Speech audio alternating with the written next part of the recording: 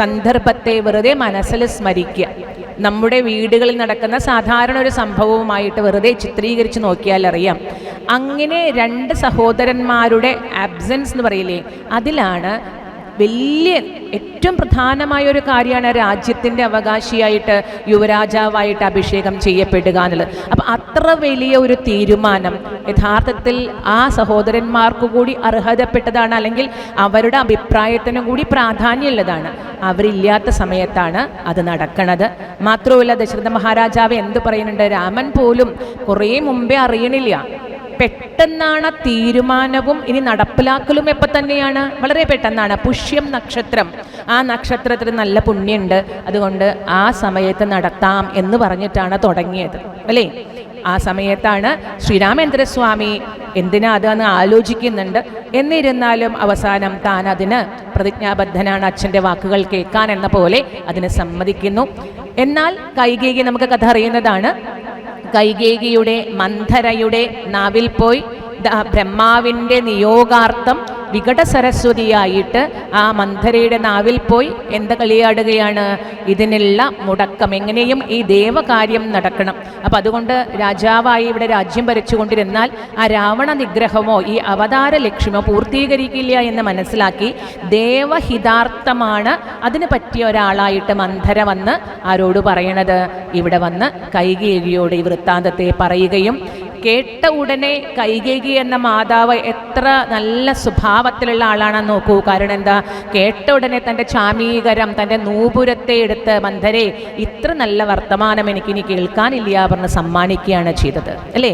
അപ്പം ആ സന്തോഷമാണ് ഉണ്ടായത്. മാത്രമല്ല ഭരതനേക്കാൾ ഇഷ്ടമാണ് രാമനെ അല്ലേ, രാമന് എന്നോട്, അതുപോലെ എനിക്ക് രാമനോടും.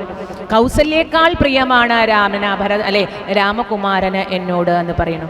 ഇത്ര നല്ല മനസ്ഥിതി, എന്തൊരു നല്ല മനസ്ഥിതി ആയിട്ടുള്ള ആ മനസ്സിലേക്കാണ് മന്ധര ദുർവാക്കുകളാകുന്ന ഒരു മനുഷ്യൻ്റെ മനസ്സിലേക്ക് ഇടാവുന്ന രണ്ട് വിഷവിത്തുകളാണ് എന്ത്, ഒന്ന് അസൂയ, ഏറ്റവും പ്രധാനമായിട്ടുള്ളത് അസൂയയാണ്.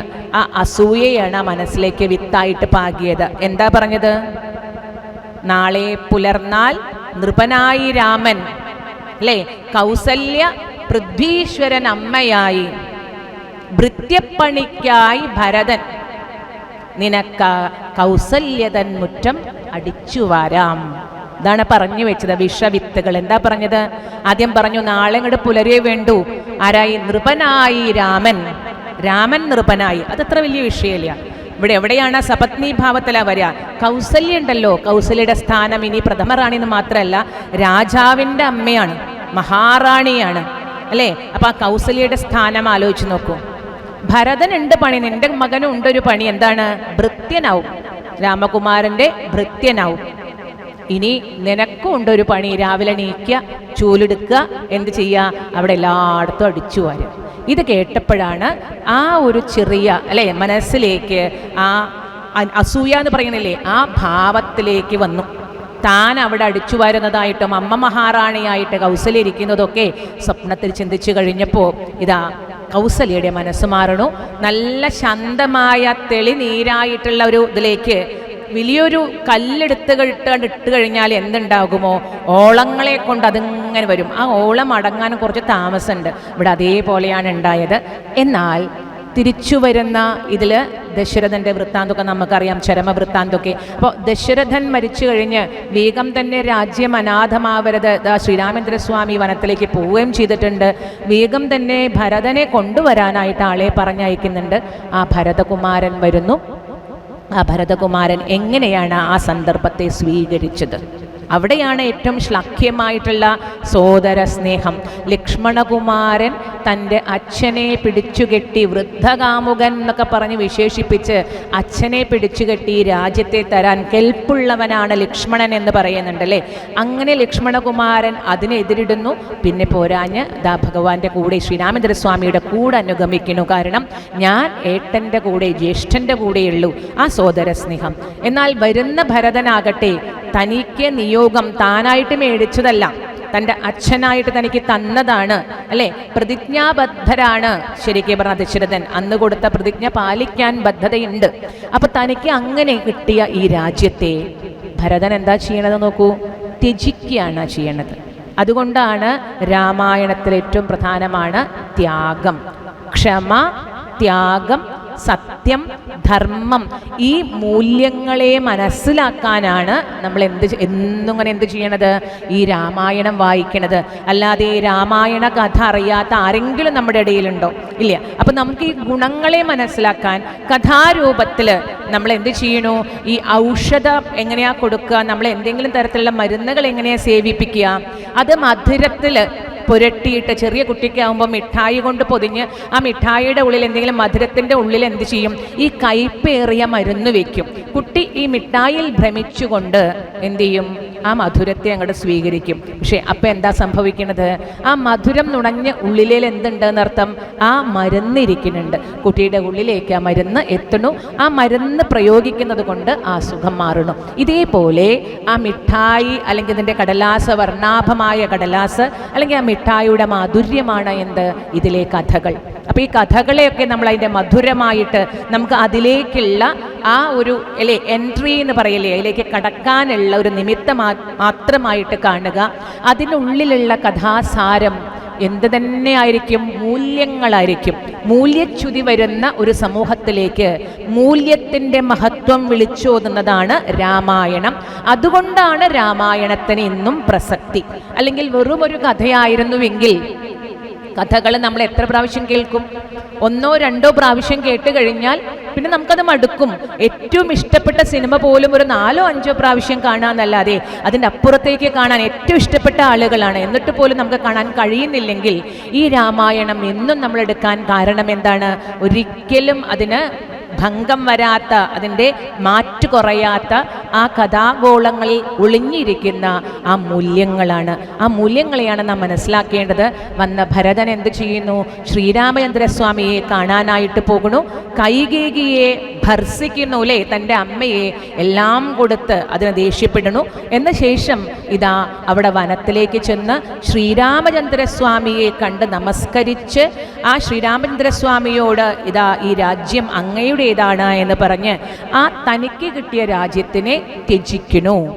അതാണ് ത്യാഗമാണ് അമൃതം എന്ന് പറയും, അല്ലേ? ത്യാഗമാണ് ജീവിതത്തിൽ ഏറ്റവും കൂടുതൽ നമ്മൾ അനുഷ്ഠിക്കേണ്ടത്. ത്യജിക്കാൻ അത്ര എളുപ്പമല്ല. നമ്മുടെ എന്ന് പറയുന്ന ഏറ്റവും വിലപിടിപ്പുള്ള കാര്യങ്ങളെ ത്യജിക്കാൻ അത്ര എളുപ്പമല്ല. എന്തിനു പറയുന്നു? നമുക്ക് ഇഷ്ടപ്പെട്ട ഭക്ഷണ പദാർത്ഥങ്ങൾ വെറുതെ ഒന്ന് ത്യജിച്ചു നോക്കൂ, കുറച്ച് ദിവസത്തേക്കെങ്കിലും. നമുക്ക് സാധിക്കില്ല.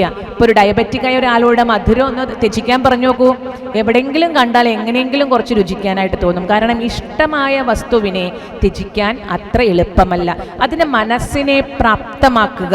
അതെങ്ങനെയാണ് പറയുക? സാധാരണഗതിയിൽ പറയും ചഞ്ചലം ഹി മനകൃഷ്ണ. അർജുനൻ പറയുന്നുണ്ട്, എൻ്റെ മനസ്സെങ്ങനെയാണ്? ചഞ്ചലത്വമുള്ളതാണ് ഭഗവാനെ എന്ന് പറയുന്നു. ആ ചഞ്ചലം ഹി മനകൃഷ്ണ എന്ന് പറയുമ്പോൾ ഭഗവാൻ പറയുന്നുണ്ട്, ആ ചാഞ്ചല്യമാണ് എന്നെ ലക്ഷ്യത്തിൽ നിന്ന് എവിടേക്ക് മാറ്റണത്? പുറകോട്ട് മാറ്റണത്. അപ്പോൾ ആ ചഞ്ചലത്വം കളയാൻ ഞാൻ എന്താ ചെയ്യാന്ന് ഭഗവാനോട് ചോദിക്കുന്നു. ഭഗവാൻ പറയുന്നു, അഭ്യാസേനതു കൗന്ദേയ. എന്താണ് പറയണത്? അഭ്യസിക്കൂ. അഭ്യാസത്തിലൂടെ മാത്രമേ, നിരന്തരം നമ്മൾ അനുഷ്ഠിക്കുന്നതിലൂടെ മാത്രമേ നമുക്കത് എന്തായിട്ട് വരുള്ളൂ? ഒരു ശീലമായിട്ട് വരുള്ളൂ. ശീലമായി കഴിഞ്ഞാൽ, സ്വഭാവമായി കഴിഞ്ഞാൽ പിന്നെ നമുക്കതിനെ മാറ്റാനായിട്ട് സാധിക്കില്ല. പിന്നെ നമ്മൾ വിചാരിച്ചാൽ കൂടി സാധിക്കില്ല. അപ്പം ആ ശീലമാക്കുക എന്നത് ദിവസമുള്ള അനുഷ്ഠാനത്തിലൂടെ നമുക്ക് സാധിക്കൂ. അത് നാച്ചുറലി ഇങ്ങോട്ട് വരും. പിന്നെ നമ്മളതിന് ശ്രമിക്കേണ്ട ആവശ്യമില്ല. നിത്യവും സന്ധ്യാനാമം ചെല്ലുന്ന ഒരു കുട്ടി ആ സമയമായി കഴിഞ്ഞാൽ എന്ത് ചെയ്യും? ആരും പറയേണ്ട ആവശ്യമില്ല. ഓട്ടോമാറ്റിക്കലി ആ സമയം കഴിഞ്ഞാൽ അവൻ അത് ചൊല്ലിക്കോളും, അല്ലെങ്കിൽ അവൾ അത് ചൊല്ലിക്കോളും. കാരണം അതൊരു ചിട്ടയാണ്, അതൊരു ശീലമാണ്. ചൊട്ടയിലെ ശീലം ചുടല വരെ എന്ന് പറയും. അപ്പം ആ ഭരതൻ തൻ്റെ രാജ്യത്തെ, തനിക്ക് കിട്ടിയ രാജ്യത്തെ രാമന് സമർപ്പിക്കുന്നു. മാത്രമല്ല അത് വീണ്ടും എടുക്കേണ്ടി വരും എന്ന് പറയുമ്പോൾ ആ രാമപാദുകങ്ങളെ കൊണ്ടുവന്ന് ആ രാജസിംഹാസനത്തിൽ വെച്ച്, കാരണം ഞാനല്ല ഭരിക്കണത്, ആരാണ് ഭരിക്കണത്? ജ്യേഷ്ഠനാണ് ഭരിക്കണത്. ആ പാദങ്ങളെ ആരായിട്ട് സ്മരിക്കുകയാണ്? ഭഗവാനായിട്ട്, ശ്രീരാമചന്ദ്രസ്വാമിയായിട്ട് സ്മരിക്കുകയാണ്. മാത്രമല്ല അയോധ്യയിലിരിക്കാൻ താൻ ആളല്ല. അയോധ്യ ആർക്ക് അവകാശപ്പെട്ടതാണ്? ശ്രീരാമേന്ദ്രസ്വാമിക്ക് അയോധ്യയുടെ കാര്യങ്ങളൊക്കെ നടത്താൻ താൻ നന്ദിഗ്രാമത്തിലിരിക്കാമെന്ന് പറഞ്ഞുകൊണ്ട് ആ ചെരുപ്പ് അല്ലെ, ഭഗവാൻ ഉപയോഗിച്ച പാദുകങ്ങളെ ഭഗവാനായി കണ്ടുകൊണ്ട് ആ ഭഗവാന്റെ പാദുക സേവ ചെയ്തതുകൊണ്ട് ആ ഭരതന്റെ മാഹാത്മ്യം. ഇതാണ് അയോധ്യ, അയോധ്യയിലെ സോദര സ്നേഹം. രണ്ടാമത് വരുന്നതാണ് എന്ത്? കിഷ്കിന്ധ. അതാണ് നമുക്ക് അനുസ്മരിക്കാൻ കിട്ടിയിരിക്കുന്നത്. ഈ കിഷ്കിന്ധയിൽ ആരാണുള്ളത്? ഇതേപോലെ 2 സഹോദരന്മാരുണ്ട്. അവിടെ 4 സഹോദരന്മാരാണെങ്കിൽ കിഷ്കിന്ധയിൽ എത്ര സഹോദരന്മാരുണ്ട്? 2 സഹോദരന്മാരുണ്ട്. ആരാണ് 2 സഹോദരന്മാര്? ബാലിയും സുഗ്രീവനും അല്ലേ? അവിടെ ബാലിയും സുഗ്രീവനും യഥാർത്ഥത്തിൽ എന്ത് തന്നെയാണ്? ശരിക്കുള്ള സഹോദരന്മാരാണ്, ഉദരന്മാർ തന്നെയാണ്, ഒരേ ഉദരത്തിൽ പിറന്നവർ തന്നെയാണ് അല്ലേ? അരുണന് ശേനിയിലുണ്ടായ പുത്രന്മാരാണ് ആര്? ജടായുവും അതുപോലെ തന്നെ സമ്പാദിയും. അതേപോലെ തന്നെ അരുണന്റെ പുത്രന്മാരാണ് ആര്? ബാലിയും അതേപോലെ തന്നെ നമ്മുടെ സുഗ്രീവനും. അപ്പൊ 2 സഹോദരന്മാരല്ല, ആരൊക്കെയുണ്ട്? ബാലി സുഗ്രീവന്മാരും ജടായു സമ്പാദിയും. നമ്മൾ കാണുന്നത് ആദ്യം മനുഷ്യവർഗങ്ങളിൽ കണ്ടു, ഈശ്വരീയമായ അവതാര സ്വരൂപങ്ങളിൽ കണ്ടു സഹോദരന്മാരെ. ഇനി രാക്ഷസ രൂപങ്ങളിലുള്ള സഹോദരന്മാരെ നമ്മൾ കാണും. എല്ലായിടത്തും എന്ത് തന്നെയാണ്? ഈ സഹോദര ഭാവത്തിൽ തന്നെയാണ്. അപ്പം നമ്മൾ കാണുന്ന 2 സഹോദരന്മാര് ബാലിയും സുഗ്രീവനും. ഈ ബാലി സുഗ്രീവന്മാരെ എങ്ങനെയാണ്? കണ്ടാൽ ഒരുപോലെ അല്ലേ? അതുകൊണ്ടാണ് ഭഗവാൻ എന്ത് ചെയ്യേണ്ടി വന്നത്? ഒരു മാല ഇടാനായിട്ട് പറഞ്ഞത്. കണ്ടാൽ ഒരേപോലെ ഇരിക്കുന്ന ഇരട്ട കുട്ടികളെ പോലെ ഇരിക്കുന്ന 2 സഹോദരന്മാര്. പക്ഷേ അവരെന്താ ഉണ്ടായത്? രാജ്യത്തിന് വേണ്ടി എന്താ ഉണ്ടായത്? സുഗ്രീവൻ, ബാലിയും സുഗ്രീവനും കൂടി ദുന്ദുഭി എന്നിട്ടുള്ള അല്ലേ ആ മഹിഷത്തിനെ പോര് വിളിച്ചു കഴിഞ്ഞപ്പോ ബാലി എതിരിടാനായിട്ട് പോണു. എന്നിട്ട് എതിരിടാൻ പോയിട്ടുള്ള ബാലി എന്ത് ചെയ്യണു? ഒരു ഗുഹയ്ക്കുള്ളിൽ പ്രവേശിക്കുന്നു. അങ്ങനെ ബാലിയുടെ നിർദ്ദേശം കാരണം ആര് പുറത്ത് നിൽക്കുന്നുണ്ട്? സുഗ്രീവനൊപ്പം പോണുണ്ട് അല്ലേ? സുഗ്രീവൻ പുറത്ത് നിൽക്കണുണ്ട്. എന്തായിരുന്നു വ്യവസ്ഥ പറഞ്ഞിരുന്നത് ബാലി? ഈ ഗുഹാമുഖം അതിൽ നിന്ന് ചോര വരികയാണെങ്കിൽ നീ ഈ ഗുഹാമുഖം അടച്ചിട്ട് നീ കിഷ്കിന്ധയിലേക്ക് പോയിട്ട് രാജ്യത്തെ നീ നോക്കണം എന്നാണ് പറഞ്ഞിരുന്നത്. എന്നാൽ ക്ഷീരമാണ് വരണതെങ്കിൽ, പാലാണ് വരണതെങ്കിൽ എന്ത് ചെയ്തോളൂ? തീർച്ചയായും ഞാൻ ജയിച്ചു എന്ന് മനസ്സിലാക്കിക്കോളൂ എന്ന് പറയാണ്. എത്രയോ ദിവസങ്ങൾ നടന്ന ഘോരമായിട്ടുള്ള മൽപ്പിടുത്തമായിരുന്നു. അവസാനം മായവിദ്യ പ്രയോഗിച്ചുകൊണ്ട് ആ ഗുഹാമുഖത്ത് നിന്ന് എന്ത് വരുന്നു? ചോര വരുന്നു. ഇത് ബാലിക്ക് അറിയുന്നില്ല, പക്ഷേ സുഗ്രീവനും അറിയുന്നില്ല. കാരണം സുഗ്രീവൻ അറിയില്ലല്ലോ. സുഗ്രീവൻ ജ്യേഷ്ഠൻ പറഞ്ഞ നിയോഗമനുസരിച്ച് ആ രക്തം വരുന്നത് കണ്ടപ്പോൾ വളരെ സങ്കടപ്പെട്ടുകൊണ്ട് തൻ്റെ ജ്യേഷ്ഠൻ ഇനി ഇല്ല എന്നുള്ള സങ്കടത്തിൽ എവിടേക്ക് പോകുന്നു? കിഷ്കിന്ധയിലേക്ക് പോകുന്നു. രാജാവാകാനൊന്നും കൂട്ടാക്കണില്ല, പക്ഷേ എല്ലാവരും ചേർന്ന് രാജ്യാരാജകാവും എന്ന് പറഞ്ഞ എന്ത് പറയാണ്? ഈ കിഷ്കിന്ധയുടെ രാജാവായിട്ട് നീ ഇരിക്കണം എന്ന് പറയുമ്പോൾ നിർബന്ധം കൊണ്ട് അവസാനം എന്തായിട്ട് മാറണം? രാജാവായിട്ടിരിക്കണം. എന്നാൽ തിരിച്ചു വന്ന ബാലി ഈ സഹോദരനെ മനസ്സിലാക്കാൻ കൂട്ടാക്കിയോ? ബാലി എന്താ ചെയ്തത്? തൻ്റെ സുഗ്രീവൻ എന്തൊക്കെ പറഞ്ഞിട്ടും അതൊന്നും വിശ്വസിക്കാൻ കൂട്ടാക്കാതെ ആ സുഗ്രീവനെ അവിടുന്ന് നാട് കടത്തി. താൻ പറഞ്ഞ വാക്കുകൾക്കനുസരിച്ചാണ് സുഗ്രീവൻ ചെയ്തത് എന്നത് ഒരു ചെവി കൊടുക്കാൻ പോലും ബാലി തയ്യാറായില്ല. ബാലിയുടെ ദർപ്പം ഏതുപോലെ? മഹാബലിയെ പോലെ തന്നെ അല്ലേ? എന്താർത്ഥം? ആ ബാലി ഒരു ദീർഘണ്ടെന്നുള്ളൂ. അഹന്ത, തൻ്റെ കഴിവിലുള്ള അധികമായിട്ടുള്ള അഹന്ത ബാലിയെ അഹങ്കാരിയാക്കണു. അപ്പൊ മറ്റൊരാളുടെ വാക്കുകൾ കേൾക്കാനുള്ള ആ ഒരു ഭാവം പോലും ബാലിക്ക് പോണു. അഹങ്കാരം കൊണ്ടാണ്. ഇനി നമ്മൾ കാണും ശ്രീരാമേന്ദ്രസ്വാമിയുടെ അടുത്തൊക്കെ ബാലി വന്ന് ചോദിക്കുന്നുണ്ട് അല്ലേ, ന്യായമൊക്കെ ചോദിക്കുന്നുണ്ട്. എന്തിനാ സുഗ്രീവനോട് സന്ധി ചെയ്തത്? എന്നോട് സന്ധി ചെയ്താൽ മതിയായിരുന്നില്ലേ? കാരണം എന്താ? സുഗ്രീവനെ കൊണ്ട് എന്താ സാധിക്കുക? എന്നെ കൊണ്ട് വേണമെങ്കിൽ എന്ത് സാധിക്കും? ആ ലങ്ക ത്രികൂട പർവ്വതത്തോട് ചേർന്ന് ആ രാവണനും സീതയും സഹിതം ഇവിടെ ഞാൻ എൻ്റെ കയ്യിൽ കൊണ്ടുവരും. അത്രയ്ക്ക് കരുത്തുള്ള ആളാണ് ഞാൻ എന്നാണ് ആര് പറഞ്ഞത്? ബാലി പറഞ്ഞത് അല്ലേ? അപ്പൊ അവിടെ ആലോചിച്ച് നോക്കൂ, അവിടെ വരുന്ന ആ ഒരു അഹംഭാവമാണ്.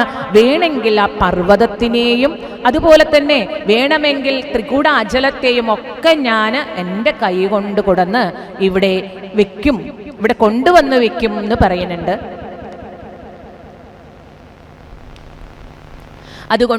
അതുകൊണ്ട് ബാലിയുടെ ദർപ്പമാണ് അവിടെ മനസ്സിലാവുന്നത്. പിന്നെ വീര്യം പറയണു, ആ രാവണനെ എന്ത് ചെയ്തതാണ്? ജയിക്കാൻ എനിക്കുണ്ടോ പ്രയാസം? എന്താ കാരണം?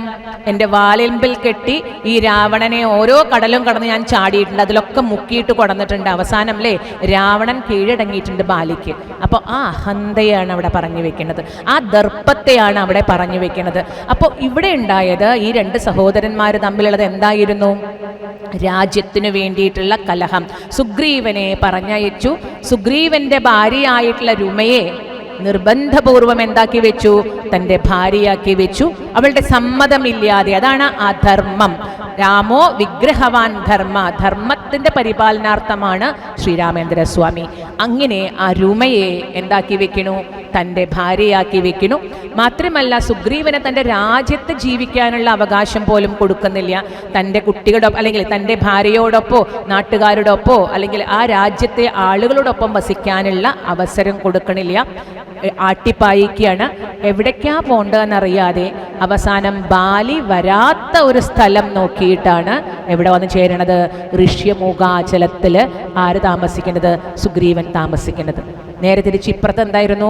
രാജ്യം കയ്യിൽ കിട്ടിയിട്ട് പോലും ഭരതകുമാരൻ അങ്ങട് ചെന്ന് ആ രാജ്യത്തെ ശ്രീരാമചന്ദ്രസ്വാമിക്ക് സമർപ്പിച്ച് ആ പാതുകങ്ങളെ കൊണ്ടുവന്ന് അല്ലേ രാജ്യഭാരം നടത്തണം. ഇവിടെ സുഗ്രീവൻ എന്ത് ചെയ്യുന്നു? ആ അർഹതപ്പെട്ട രാജ്യം നിഷേധിച്ചുകൊണ്ട് തൻ്റെ ഭാര്യയെയും ഒക്കെ നിഷേധിച്ചുകൊണ്ട് ആട്ടിപ്പായിക്കുന്ന ആ സഹോദര ബന്ധം. അപ്പം അതാണ് കിഷ്കിന്ധ അനാവൃതമാകണത്. ഇനി ഉണ്ട് ഇതേപോലെ തന്നെ സമ്പാദി ജടായു. നമുക്ക് സമ്പാദി വാക്യം പറയുമ്പോൾ കുറച്ചുകൂടി അത് അനുസ്മരിക്കാം. ആ ടോപ്പിക്കിലേക്ക് എത്തുമ്പോൾ നമുക്ക് അനുസ്മരിക്കാം. ജടായുവും സമ്പാദിയും ഇതേപോലെ തന്നെ ആര് തന്നെയാണ്? സഹോദരന്മാരാണ്. അവർ തമ്മിലുള്ള സ്നേഹം ഇതൊക്കെ സമ്പാദി വാക്യത്തിൽ പറയുന്നുണ്ട്. എന്താണ് എന്നുള്ളത് നമുക്ക് കൃത്യമായി അനുസ്മരിക്കാം. അതും സഹോദര സ്നേഹത്തെ കാണിക്കുന്നു. ഇനി നമുക്ക് ലങ്കയിലേക്കൊന്ന് പോയി വരാം. ലങ്കയിൽ ആരാണുള്ളത്? രാവണൻ. രാവണന് സഹോദരന്മാരായിട്ട് ആരുണ്ട്? കുംഭകർണനുണ്ട്, വിഭീഷണനുമുണ്ട്. അവിടെ എന്തിനു വേണ്ടിയിട്ടാണ്? ഇവിടെ രാജ്യഭാരത്തിന് വേണ്ടിയിട്ടാണെങ്കിൽ അവിടെ കാമമാണ് അല്ലേ? നമുക്ക് ലോകത്തിലുള്ള യുദ്ധം രണ്ടെണ്ണത്തിനേ ഉണ്ടായിട്ടുള്ളൂ. ഒന്ന് പെണ്ണിന്, ഒന്ന് മണ്ണിന്. അങ്ങനെയാണ് പറയുക. ഒന്നുകിൽ പെണ്ണിന് വേണ്ടിയിട്ട് അല്ലെങ്കിൽ മണ്ണിന് വേണ്ടിയിട്ട്. കാമം മൂലം, കനകം മൂലം, കാമിനി മൂലം, അങ്ങനെയാണ് പറയുക. ഒന്ന് കനകത്തിനായിക്കൊണ്ട്, അതായത് അർത്ഥത്തിന് വേണ്ടി, ധനത്തിന് വേണ്ടി. മറ്റൊന്ന് കാമിനി അല്ലേ? ആ കാമം മൂത്തിട്ട് എന്നർത്ഥം. അപ്പോൾ ആ രീതിയിൽ കാമത്തിനു വേണ്ടി ഇതാ തൻ്റെ സഹോദരന്മാര് കുംഭകർണൻ, അതേപോലെ വിഭീഷണൻ. അവസാനം എന്ത് ചെയ്യുന്നു? ഈ രാവണൻ വിഭീഷണൻ പറയുന്ന ഒരു വാക്കുകളും കേൾക്കണില്ല എന്ന് കാണുന്ന സമയത്ത് വിഭീഷണൻ എന്ത് ചെയ്യേണ്ടി വന്നു? ശ്രീരാമേന്ദ്രസ്വാമിയുടെ അടുത്ത് അഭയം പ്രാപിക്കേണ്ടി വന്നു. അങ്ങനെ രാവണൻ ഒരിക്കൽ പറയേണ്ടായി. എന്താണത്? ഈ ശ്രീരാമേന്ദ്രസ്വാമിയുടെ ജയം കൈക്കരുത്തിനേക്കാൾ കൂടുതൽ എന്താണ്? ബന്ധങ്ങളുടെ ശക്തിയാണ്. കാരണം എന്താ? ശ്രീരാമേന്ദ്രസ്വാമിക്ക് തൻ്റെ സഹോദരങ്ങളെ ഒപ്പം നിർത്താനായിട്ട് കഴിഞ്ഞു. ആ സഹോദരന്മാരാണ് രാമചന്ദ്രസ്വാമിയുടെ ബലം. എന്നാൽ എനിക്കത് ഇല്ലാതെ പോയി, തൻ്റെ ആളുകളെ ഒപ്പം നിർത്താനായിട്ട് കഴിയാതെ പോയി എന്ന് പറയുന്നു. അപ്പോൾ ഈ തരത്തിൽ ഈ 3 രാജ്യങ്ങളെ വരച്ചു കാട്ടുകയാണ് യഥാർത്ഥത്തിൽ എന്ത്? രാമായണം. അതിൽ സത്വഗുണപ്രധാനമായിട്ടുള്ള അയോധ്യ, അവിടെ സത്വഗുണമാണ് ഏറ്റവും കൂടുതൽ നിൽക്കുന്നത്. രണ്ടാമത് രജോ ഗുണപ്രധാനമായിട്ടുള്ളത്. രജോ ഗുണം എന്താണ്? അധികാരത്തിന് വേണ്ടിയിട്ടുള്ള സുഗ്രീവനും അതുപോലെ തന്നെ ബാലിയും എന്തിനു വേണ്ടിയിട്ടായിരുന്നു? അധികാരത്തിന് വേണ്ടിയിട്ടുള്ളതായിരുന്നു. ഇനി തമോ ഗുണപ്രധാനമായിട്ട് കാമരൂപത്തിൽ സീതയെ കിട്ടാനായിട്ടല്ലേ ആ രീതിയിൽ കാമത്തിൻ്റെ പിന്നാലെ പോയി തൻ്റെ രാജ്യം മുഴുവൻ നശിച്ചു, അല്ലെങ്കിൽ താൻ നശിച്ചത്. അതാണ് തമോ ഗുണം. തമോ ഗുണം എപ്പോഴും കുംഭകർണനെ പോലെ നിദ്ര, ഇണ, ഈ 2 കാര്യങ്ങളെ ഉണ്ടാവുള്ളൂ. തമോ ഗുണപ്രധാനികൾക്ക് എന്താണ്? ഒന്നുകിൽ ഉറക്കം അല്ലെങ്കിൽ ഇണ, ഇത് മാത്രമേ ഉള്ളൂ. അപ്പം ആഹാരം, അതുപോലെ ഉറക്കം, ഇണ, ഇത് മാത്രമായി കഴിഞ്ഞുകൂടുന്ന ആളുകളെയാണ് തമോ ഗുണികൾ എന്ന് പറയുക. അതിന് ഉദാഹരണമാണ് കുംഭകർണനും രാവണനും ഒക്കെ. അപ്പം ആ രീതിയിൽ സത്വ രജ തമോ ഗുണങ്ങളുടെ ഒരു സമ്മേളനമാണ് രാമായണത്തിലെ കുടുംബങ്ങൾ എന്ന് പറയാം. ഇതിൽ ഏറ്റവും പ്രധാനമാണ് ഭ്രാതൃസ്നേഹം. എങ്ങനെയാണ് സഹോദര സ്നേഹം വേണ്ടത്? ദേശേ ദേശേ കളത്രാണി ദേശം ദേശം തു ബാന്ധവ അല്ലേ? തം തും ദേശേ ന പശ്യാമി. എത്ര ഭ്രാത സഹോദരന്മാരായിട്ടുള്ള ആളുകളെ നമുക്ക് എവിടെയും ലഭിക്കില്ല. കളത്രങ്ങളെ കിട്ടിയെന്ന് വരാം, ബന്ധുക്കാരെ കിട്ടിയെന്ന് വരാം, പക്ഷേ സഹോദരന്മാരെ നമുക്കങ്ങനെ കിട്ടില്ല. സഹോദരന്മാരല്ലേ, അത് നമുക്ക് നിയോഗമായിട്ട് തന്നെ കിട്ടുള്ളൂ. അപ്പോൾ സാഹോദര്യം എന്നതാണ് നമ്മുടെ രാമായണം നമ്മുടെ മുന്നിലേക്ക് വരച്ചു നീട്ടുന്നത്. ഇനി രംഗം നമുക്ക് കിഷ്കിന്ധാകാന്ഡത്തിലേക്കാണ്.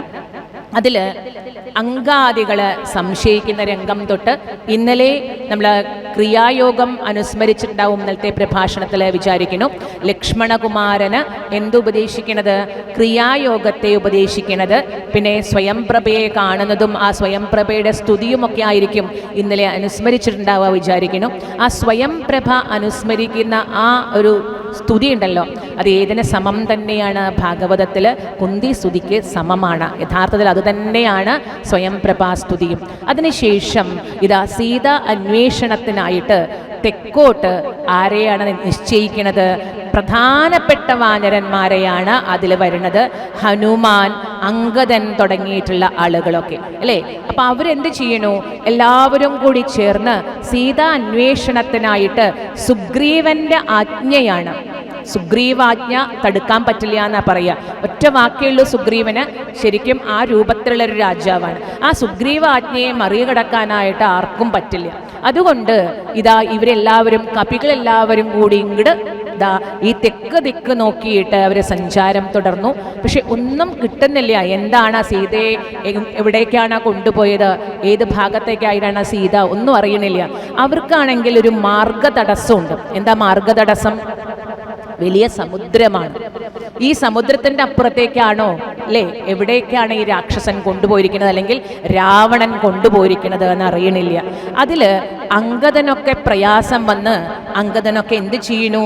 നമുക്ക് 30 ദിവസവും കഴിഞ്ഞു, ഇനി ഒരു ദിവസമേ ബാക്കിയുള്ളൂ ഈ സീതാന്വേഷണത്തിനായിട്ട്. സീതയെക്കുറിച്ച് ഒരു വിവരം ലഭിക്കാതെ അങ്ങോട്ട് ചെന്ന് കഴിഞ്ഞാൽ സുഗ്രീവൻ തീർച്ചയായിട്ടും എന്ത് ചെയ്യും? നമ്മളെ വധിക്കും, ഒരു സംശയവുമില്ല. അപ്പം അങ്ങനെ ആലോചിക്കുകയാണ്, എങ്ങനെയാണ് നമ്മൾ ഇവിടുന്ന് പോവുക? അപ്പം അതിന് ഒരു മാർഗ്ഗമേ ഉള്ളൂ. നമുക്ക് എല്ലാവർക്കും കൂടി എന്ത് ചെയ്യാം? ഇവിടെ നിരന്ന് കിടന്ന് പ്രായോപവേശത്തെ അനുഷ്ഠിക്കാം എന്ന് പറയുകയാണ് അല്ലേ. പ്രായോപവേശം പറഞ്ഞാൽ എന്താ? ഈ നമ്മുടെ ജീവനെ അങ്ങോട്ട് ഉപേക്ഷിക്കുക. എങ്ങനെ? ആഹാരമില്ല അല്ലേ, നീഹാരമില്ല. അതായത് നമ്മൾ എന്ത് ചെയ്യുക? ജലപാനങ്ങളൊക്കെ നടത്തിയിട്ട്, ഭക്ഷണമൊക്കെ നിർത്തിയിട്ട് ജീവനെ അങ്ങോട്ട് വെടിയുക. അതായിരിക്കും ഭേദം. സുഗ്രീവൻ്റെ കൈ കൊണ്ട് മരിക്കണേക്കാൾ അഭിമാനം നമുക്ക് ഇങ്ങനെ മരിക്കുകയായിരിക്കും എന്ന് പറയണം. ഒപ്പം തന്നെ അങ്കദനോട് ബാക്കിയുള്ളവർ പറയുന്നുണ്ട്, ഓരോന്നായിട്ട് ഉപദേശിക്കുന്നുണ്ട്. എന്താണ് പറയണത്? നമുക്ക് എന്തായാലും ഇതായിട്ട് സാധിക്കില്ല. കാരണം എന്താ? ഈ ഒരു ഗുഹ കാണുന്നുണ്ട്. അപ്പോൾ കുറച്ച് ആളുകൾ പറഞ്ഞു, നമുക്ക് പ്രായോപവേശം ചെയ്യണതിൻ്റെ മുമ്പേ നല്ലൊരു ഗുഹ കാണുന്നുണ്ട്, ആ ഗുഹയ്ക്കുള്ളിൽ കയറി ഒളിച്ചിരുന്നാലോ? എന്നാൽ നമുക്ക് സുഖമായിട്ടിരിക്കാം, കുറേ കാലം കഴിഞ്ഞ് നമുക്ക് പുറത്തിറങ്ങാം, അത്യാവശ്യം നല്ല ഗുഹയാണ് പറഞ്ഞു. അപ്പോൾ അതിൽ അങ്കാദികൾക്ക്, ആ അങ്കദൻ്റെ കൂടെ കൂടിയവർക്ക് ചെറിയൊരു സംശയം ഉണ്ടായി. അപ്പോൾ ഹനുമാൻ പറഞ്ഞു, വേണ്ട, ഇതെങ്ങനെയാണ്? ഇത് നല്ല വൃത്താന്തമല്ല. ഏതാണ്? നല്ല ആശയമല്ല വെക്കേണ്ടത്. ഇങ്ങനെയുള്ള ആശയങ്ങളെ സ്വീകരിക്കുമ്പോൾ നമുക്ക് എന്താ ഉണ്ടാവുക? അനർത്ഥങ്ങളാണ് ഉണ്ടാവുക. നിങ്ങൾക്ക് രാമനെ അറിയാഞ്ഞിട്ടാണ്, രാമബാണം അല്ലെങ്കിൽ സുഗ്രീവനെ തരം പോലെ അറിയാഞ്ഞിട്ടാണ് എന്ന് പറയുക. രാമബാണങ്ങൾക്ക് കണ്ടുപിടിക്കാൻ കഴിയാത്ത സ്ഥലമില്ല. നിങ്ങൾ ഏത് ഗുഹയിൽ പോയി വസിച്ചു കഴിഞ്ഞാലും അത് ശ്രീരാമചന്ദ്രസ്വാമിയുടെ ബാണത്തിന് ഇരയാവും എന്നുറപ്പാണ്. അതിനേക്കാൾ നിങ്ങൾ എന്തിനാണ് ഇങ്ങനെ സംശയിക്കുന്നത് എന്ന് ചോദിക്കുന്നു. എന്നിട്ട് ഹനുമാൻ പറയുന്നു, അപ്പം അങ്കദൻ പറയുന്നു, ശ്രീരാമചന്ദ്രസ്വാമിക്ക് എന്നോട് ചെറിയ സ്നേഹം ഉണ്ടെന്നൊക്കെ ശരിയാണ്, പക്ഷെ സുഗ്രീവൻ അങ്ങനെയല്ല. സുഗ്രീവൻ എന്തായാലും എന്നെ വധിക്കും. കാരണം എന്താ? എൻ്റെ അമ്മയായ താരയെ വെച്ചുകൊണ്ടിരിക്കുകയാണ് ആര്? സുഗ്രീവൻ. അപ്പം എന്നോടൊരു സ്നേഹവും ഇല്ല. അതുകൊണ്ട് തന്നെ എന്നെ എന്തായാലും വധിക്കും, ഞാൻ പറഞ്ഞ ഒന്നും കേൾക്കാൻ കൂട്ടാക്കില്ല എന്ന് പറയുന്നു. അവിടെ വെച്ച് ഹനുമാൻ വീണ്ടും ഉപദേശിക്കുകയാണ്. ഹനുമാൻ പറയുന്നു, ശ്രീരാമചന്ദ്രസ്വാമിക്ക് നിന്നെയാണ് ഏറ്റവും പ്രിയം. സത്യം പറഞ്ഞാൽ ലക്ഷ്മണനേക്കാൾ പ്രിയം ശ്രീരാമചന്ദ്രസ്വാമിക്ക് ഉണ്ട്. എന്താ കാരണം? ബാലിയെ വധിച്ചതാണ് ശ്രീരാമചന്ദ്രസ്വാമി. അതുകൊണ്ട് ബാലിയുടെ പുത്രനായിട്ടുള്ള അങ്കദനോട് ആ സ്നേഹം കൂടിയുണ്ട്. അപ്പം അതുകൊണ്ട് തീർച്ചയായും നിന്നോളം സ്നേഹം, അല്ലെങ്കിൽ എന്നോടുള്ള സ്നേഹം ലക്ഷ്മണകുമാരന് പോലും ഇല്ല, ലക്ഷ്മണകുമാരനോട് പോലും ഇല്ല. അതുകൊണ്ട് നീ പ്രയാസപ്പെടരുത്. മാത്രമല്ല സുഗ്രീവനും അതെ, സുഗ്രീവനും രുമയ്ക്കും എന്തില്ല, സന്താനങ്ങളില്ല. അതുകൊണ്ട് നിന്നെ തന്നെയാണ് എന്തായിട്ട് കണ്ടിരിക്കുന്നത്, അവരുടെ സന്താനമായിട്ട് കണ്ടിരിക്കുന്നത്. അപ്പം നിന്റെ തെറ്റിദ്ധാരണയാണ് അത് എന്നൊക്കെ പറയുന്നു. അപ്പോൾ കുറച്ചു നേരം കേട്ടപ്പോൾ ഓ ശരിയാണ് എന്നൊക്കെ തോന്നിയെങ്കിലും പിന്നെയും കുറേ കഴിഞ്ഞപ്പോൾ ഇതിലുള്ള നിരാശ കാരണം ചിന്ത തെറ്റായിട്ട് വരികയാണ്. അത് മർക്കട സ്വഭാവമാണ്, വാനര സ്വഭാവമാണ്. എന്ത് നമുക്കൊക്കെ ഉണ്ട്. കാരണം വാനരൻ എന്നതിൽ നിന്ന് വാല് പോയപ്പോൾ നമ്മൾ എന്തായി മാറിയതാണ്, നരനായിട്ട് മാറിയതാണ് അല്ലേ. വാനരനല്ലേ, വാ അങ്ങോട്ട് പോയി, വാൽ അങ്ങോട്ട് പോയപ്പോൾ നമ്മൾ എന്തായി, നരനായി. നമ്മുടെയും മനസ്സെങ്ങനെയാണ്, മനസ്സിനെ എന്തോടാ ഉപമിക്കുക, ഒരു മരഞ്ചാടി കുരങ്ങിനോടാണ് ഉപമിക്കുക. ഇവിടൊക്കെ ഇപ്പം ഇരിക്കുന്നുണ്ടെന്നേ ഉള്ളൂ അല്ലേ. നമ്മുടെ മനസ്സിപ്പോൾ എവിടെയൊക്കെ പോയിട്ട് വന്നു, ടോക്കണൊക്കെ കിട്ടിയപ്പോൾ തന്നെ അവിടെ ഒന്ന് പോയി പ്രദക്ഷിണം ചെയ്ത് വന്നിട്ടുണ്ട്. എന്താണ് ഇന്ന് മോരൊഴിച്ച കൂട്ടാനാണോ സാമ്പാറാണോ എന്താന്നൊക്കെയുള്ളൊരു ചിന്തയ്ക്ക് മനസ്സിൽ വന്നിട്ടുണ്ട്. എന്തായാലും സാരല്ലേ, ടോക്കൺ കയ്യിലുണ്ടോ, ചെന്നാൽ കിട്ടും അല്ലേ. മനസ്സ് അവിടെ പോയിണ്ടാവും, വീട്ടിലേക്ക് പോയിണ്ടാവും. മാത്രമല്ല രാവിലെ തുടങ്ങിയതാ രാമായണ പാരായണം, അത് കഴിഞ്ഞ് പ്രഭാഷണം, എത്ര മണിക്കൂറായി ഇവിടെ ഇരിക്കണു. മനസ്സ് പലയിടത്തും ചുറ്റി വരും. ഈ മനസ്സിൻ്റെ വേഗത വലുതാണ്. ആ മനസ്സിനെ നിയന്ത്രിക്കുക എന്നുള്ളത് അത്ര എളുപ്പമല്ല. ആ വാനര സ്വഭാവമാണ്, ചപല പ്രകൃതിയാണ്. അതിനെ ഒന്നുകൂടി കാണിക്കണു ഇവിടെ. അങ്കാദികൾ സംശയിക്കണു, കാരണം വീണ്ടും സംശയം വന്നു. അതുകൊണ്ട് നമുക്ക് എന്ത് ചെയ്യാം എന്ന് പറയാണ്, പ്രായോപവേശത്തെ ചെയ്യാം. നമുക്ക് എല്ലാവർക്കും ഇവിടെ നിരന്ന് ദർഭ വിരിച്ചിട്ട് അതിൽ കിടന്ന് ഈ ഭക്ഷണം വേണ്ട, അതുപോലെ ജലപാനം വേണ്ട, അങ്ങനെ നമ്മുടെ ശ്വാസത്തെ നമുക്ക് അങ്ങോട്ട് ഇല്ലാണ്ടാക്കി സ്വയം നമ്മുടെ ജീവൻ എടുക്കാം നങ്കാദികൾ പറയണു. അതനുസരിച്ച് ബാക്കിയുള്ള വാനരന്മാർക്കും തോന്നി നല്ലത് ഇത് തന്നെയാണ്. എല്ലാവരും കൂടി ചേർന്ന് അവിടെ ഇങ്ങനെ വരിക്ക് ഇങ്ങനെ കടന്നു, കുരങ്ങന്മാരെല്ലാവരും കൂടി ചേർന്ന്. ആ സമയത്താണ് ഗൃധ്രം, ഒരു കഴുകൻ, എന്ത് ചെയ്യുന്നു, അപ്പോൾ മഹേന്ദ്രാചലേന്ദ്ര ഗുഹാന്തരാൽ ഗൃധ്രം പുറത്തു പതുക്കി പുറപ്പെട്ടു. വൃദ്ധനായുള്ളൊരു ഗൃധ്രപ്രവരനും പൃഥ്വീതര പ്രവരോത്തുംഗരൂപനായി ദൃഷ്ട്വാ പരക്കി കിടക്കും കപികളെ തുഷ്ട്യാ പറഞ്ഞിതു ഗൃധ്രകുലാധിപൻ. പക്ഷമില്ലാതൊരെനിക്കു ദൈവം ബഹുഭക്ഷണം തന്നതു ഭാഗ്യമല്ലോ ബലാൽ. മുമ്പിൽ പ്രാണഹാനി വരുന്നതു സംപ്രീതി പൂണ്ടു ഭക്ഷിക്കാം മനുദിനം. ഗൃധ്രവാക്യം കേട്ടു മർക്കടൗക്കം പരിത്രസ്തരായ അന്യോന്യം ആശു ചൊല്ലിടിനാൾ. അദ്രീന്ദ്രതുല്യനായോരു ഗൃധ്രാധിപൻ സത്വരം കൊത്തി വിഴുങ്ങുമെല്ലാരെയും. നിഷ്ഫലം നാം മരിച്ചിടുമാറായതു കൽപ്പിതമാർക്കും തടുക്കരുതേതുമേ. നമ്മാലൊരു കാര്യവും കൃതമായില്ല, കർമ്മദോഷങ്ങൾ പറയാവതെന്തഹോ. രാമകാര്യത്തെയും സാധിച്ചതില്ല നാം, സ്വാമിയുടെ ഹിതവും വന്നതില്ലല്ലോ. വ്യർത്ഥമിവനാൽ മരിക്കുന്നു വന്നതു എത്രയും പാപികളാക തന്നെ വയം. ആ സമ്പാദിവാക്യം തുടക്കം മഹേന്ദ്രാചലത്തിൻ്റെ ആ ഗുഹയുടെ അടുത്തായിട്ട് ഒരു ഗൃധ്രം പറഞ്ഞ വലിയൊരു കഴുകൻ താമസിക്കുന്നുണ്ടായിരുന്നു. നമ്മൾ നോക്കുക, ഇതിൽ എന്താ പറയണത്, കഴുകന്മാരെ കുറിച്ച് പറയണം. കഴുകന്മാരെയൊക്കെ നമ്മൾ എങ്ങനെയായിട്ടാണ് അനുസ്മരിക്കുക, ഏറ്റവും നീച ജന്മമായിട്ട് ശവം തിന്നണ ആളുകളൊക്കെ ആയിട്ടാണ് അനുസ്മരിക്കുക. എന്നാൽ ഭഗവാന് എന്തില്ല എന്നർത്ഥം, നാസ്തി തേഷു, അങ്ങേക്കില്ല എന്ത്, ജാതി രൂപ വിദ്യ ധന ക്രിയാദിഭേദ. ഭഗവാൻ പറയണതാണ് നാസ്തി തേഷു, അങ്ങേക്കില്ല എന്തില്ല, ജാതി വിദ്യ രൂപ ക്രിയ ധനാദിഭേദ. ധനമുള്ളവര് ധനമില്ലാത്തവര്, അല്ലെങ്കിൽ കർമ്മം ചെയ്യുന്ന ആളുകളിൽ സകർമ്മങ്ങൾ ചെയ്യണത് അങ്ങനെ രീതിയിൽ, അല്ലെങ്കിൽ ധനം കൂടുതലുള്ളത്, സ്റ്റാറ്റസ് കൂടുതലുള്ളത്, ഇനി ജാതിയിൽ ഇന്ന ജാതിയിൽ പിറന്നു. അതിനാണ് രാമായണം ആരെ മനോഹരമായി വരച്ചു കാട്ടണത്?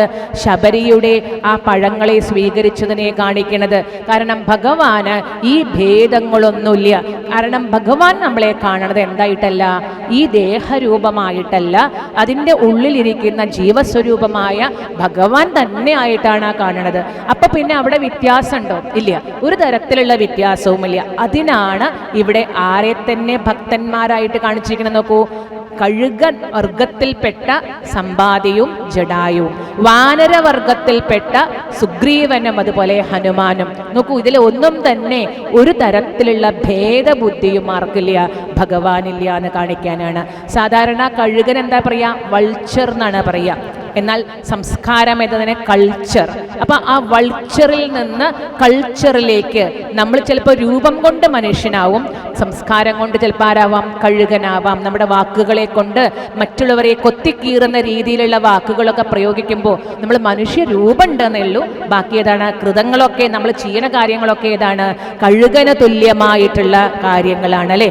രൂപത്തിന്റെ പേരിൽ, നിറത്തിന്റെ പേരിൽ, ഈ അല്ലെ പലതരത്തില് ധനത്തിന്റെ പേരിൽ, അങ്ങനെ പലതിലും നമ്മൾ ആളുകളെ എന്ത് ചെയ്യാറുണ്ട്? കളിയാക്കാറുണ്ട്, ബോഡി ഷേമിങ് ചെയ്യാറില്ലേ? നമ്മൾ ഒട്ടും കുറവല്ല. ആരെങ്കിലും നിറം കമ്മിയാണെങ്കിൽ ആ പേരിൽ പറയും അല്ലേ. ചിലപ്പോൾ നമ്മൾ പറയും എന്താണ്, അവരൊക്കെ ചിരിച്ചാൽ പല്ല് മാത്രമേ കാണുള്ളൂ, ആളെ കാണണില്ല എന്ന് പറയും. അത് നിരുപദ്രവമായിട്ടുള്ള ഒരു തമാശയല്ല. യഥാർത്ഥത്തിൽ എന്ത് തന്നെയാണ്? ആ നിറത്തിനെ നമ്മൾ പരിഹസിക്കുകയാണ്. അതേപോലെ തടി കുറച്ച് കൂടുതലുണ്ടെങ്കിൽ ആ ഊണൊക്കെ ഇപ്പൊ കഷ്ടിയാണല്ലേ എന്ന് വയ്ക്കും. എന്താ ചോദിക്കുന്നതിൻ്റെ അർത്ഥം എന്താണ്? അയാളുടെ രൂപത്തിനെയാണ് നമ്മൾ കളിയാക്കുന്നത്. എല്ലാം തികഞ്ഞവരല്ല നമ്മളിപ്പോൾ. ഈ ഭേദബുദ്ധി പാടില്ല. ഭഗവാന്റെ ഭക്തർക്ക് വേണ്ട ആദ്യത്തെ ഗുണമാണ് എന്ത്? ഭേദബുദ്ധി ഇല്ലായ. അത് ഭഗവാൻ സ്വരൂപത്തിലേക്ക് വരുമ്പോൾ, ഭക്തിയിലേക്ക് വരുമ്പോൾ നമ്മൾ ആ ഗുണത്തോട് ചേരണം. അതിനാണ് ആ ഭേദബുദ്ധി ഒഴിവാക്കുക. അതിനാണ് ഇവിടെ ആരെയാണ് പറയണത്? സമ്പാദി. നോക്കൂ, അവർക്ക് കിട്ടുന്ന സ്ഥാനം നോക്കൂ. ഇനി വൃദ്ധനായിട്ടുള്ള ഗൃധ്രപ്രവരൻ അല്ലേ, ഏറ്റവും പ്രായമായി ചെന്ന ഒരു പർവ്വത ശൈല ആകാരത്തോട് കൂടിയ വലിയൊരു കഴുകൻ. ആ കഴുകൻ വരണു. ആ കഴുകന് പക്ഷങ്ങളില്ല, ചിറകുകളില്ല. ചിറകുകൾ പോയിട്ടുണ്ട്. കാലാണെങ്കിൽ കാലും തന്നെ ഞൊണ്ടിയിട്ടാണ്, തരം പോലെ നടക്കാനും വയ്യ. അപ്പം നടക്കാനും വയ്യാതെ പക്ഷങ്ങളും പോയ ഒരു വലിയ ശൈലരൂപത്തിലുള്ള പർവ്വതാകാരമായിട്ടുള്ള ഒരു രൂപം അടുത്തേക്ക് വരണു. ഇവിടെ നോക്കുകയാണ്, ഗുഹയുടെ അടുത്ത് ഇങ്ങനെ നോക്കുകയാണ്. കാരണം എന്താ? ഇര തേടി പിടിക്കാനായിട്ട് സാധിക്കണില്ല.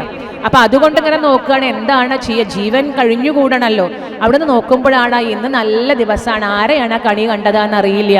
ഓരോരോരോ കുരങ്ങന്മാരായിട്ട് നല്ല നിരന്ന് എങ്ങനെ കിടക്കണം അല്ലേ. ഓരോ ദിവസം എപ്പോഴാണ് വേണ്ടച്ച ഒന്നിനും അനക്കം കാണണില്ല. കാരണം ഇവ ഓടണം കാര്യങ്ങളൊന്നും ചെയ്യണില്ല. അപ്പം അതുകൊണ്ട് ഓരോ ദിവസമായിട്ട് വിശന്നിരിക്കുമ്പോൾ ഓരോന്നിനെ പിടിച്ചു തിന്നാം എന്ന് ആര് വിചാരിക്കുകയാണ്? ഈ ഗൃധ്രം വിചാരിക്കുന്നു. എന്നിട്ട് പറഞ്ഞു, പക്ഷമില്ലാത്ത എനിക്ക് ഈശ്വരൻ തന്നെ കൊടന്നു തന്നതാണ് ഇതാ ഇവരെയൊക്കെ. അല്ലെങ്കിൽ ഇങ്ങനെ വേണോ എൻ്റെ അല്ലെ ഗുഹാമുഖത്ത് തന്നെ വന്ന് കിടക്കണോ എന്ന് ചോദിക്കുകയാണ്. ഇത് കേട്ടില്ലേ? ഇവര് പ്രായോപവേശം ചെയ്യാൻ കടന്നതൊക്കെ തന്നെയാണ് അല്ലെ, എന്തായാലും മരിക്കാൻ കടന്നതൊക്കെ തന്നെയാണ്. പക്ഷേ ഈ കഴുകൻ കൊത്തിയിട്ട് മരിക്കാൻ വയ്യ. നമുക്ക് ആലോചിക്കുമ്പോൾ വയ്യ. മരണം കാത്തു കിടക്കണവരാണെങ്കിലും ഏതൊരാൾക്കും എന്തുണ്ട്? മരണഭീതി ഉണ്ട് അല്ലേ. കാരണം ഒരു കൊതുപോലെ എന്തുണ്ട്, നമ്മൾ അടിക്കാൻ തുടങ്ങുമ്പോൾ അതാണ് പാറും. അപ്പൊ എല്ലാവർക്കും ഉണ്ട് ഒരു മരണഭീതി. ഇവര് പരസ്പരം പറയാൻ തുടങ്ങി, എന്തായിരുന്നു നമ്മളിപ്പോ പ്രായോപവേശം ചെയ്യാൻ കടന്നതാ, ഇതിനേക്കാ ഭേദം ആര് കൊല്ലുന്നതായിരുന്നു? സുഗ്രീവൻ കൊല്ലായിരുന്നു. അതല്ലെങ്കിൽ എപ്പോഴാണ് നമുക്ക് ഈ ബുദ്ധി തോന്നിയെന്നാവോ? ഇനി ഈ കഴുകൻ നമ്മളെ കൊത്തി വലിച്ചു അല്ലെ കൊല്ലും. അത് ആലോചിക്കാൻ വയ്യ പറഞ്ഞ പേടിച്ചുകൊണ്ട് അവർ പറയണു. അപ്പൊ തന്നെ അതിലൊരാൾ പറയണു, സത്യത്തില് ഈ കഴുകനുണ്ടല്ലോ, ആ കഴുകവർഗത്തിൽ പെട്ടതാണ്. കഴുകവർഗത്തിൽപ്പെട്ട ജടായു ഇല്ലേ, അതിനെ പോലെയാണെങ്കിൽ എത്ര നന്നിരുന്നു. ഇതൊരു ദുഷ്ടൻ. കണ്ടപ്പോൾ തന്നെ നമ്മൾ എന്തിനാ ചെയ്യുന്നത്? തിന്നാനായിട്ട് വരികയാണ്. ആ ജടായുവിന്റെ വർഗത്തിൽ പിറന്നതല്ലേ ഇവനും എന്ന് ചോദിക്കുകയാണ്. എന്നിട്ട് പറയണു, ആ ജടായുവിന്റെ ആ വാക്ക് കേട്ടില്ലേ, ആ ജടായു എന്ത് ചെയ്യുന്നു? ഭഗവാനുമായിട്ടുള്ള സംസർഗം കൊണ്ട് അല്ലെ, ആ ഭഗവാന് സീതാവൃത്താന്തത്തൊക്കെ പറഞ്ഞു കൊടുത്തുകൊണ്ട് ആ ഭഗവാനുമായിട്ടുള്ള സംസർഗം കൊണ്ട് ഭഗവാന്റെ തൃക്കൈ കൊണ്ട് തന്നെ എന്ത് കിട്ടി? തലോടൽ കിട്ടി, ആ ഉദകക്രിയ കിട്ടി. അങ്ങനെ എന്ത് ചെയ്തു? മോക്ഷത്തെ പ്രാപിച്ചു.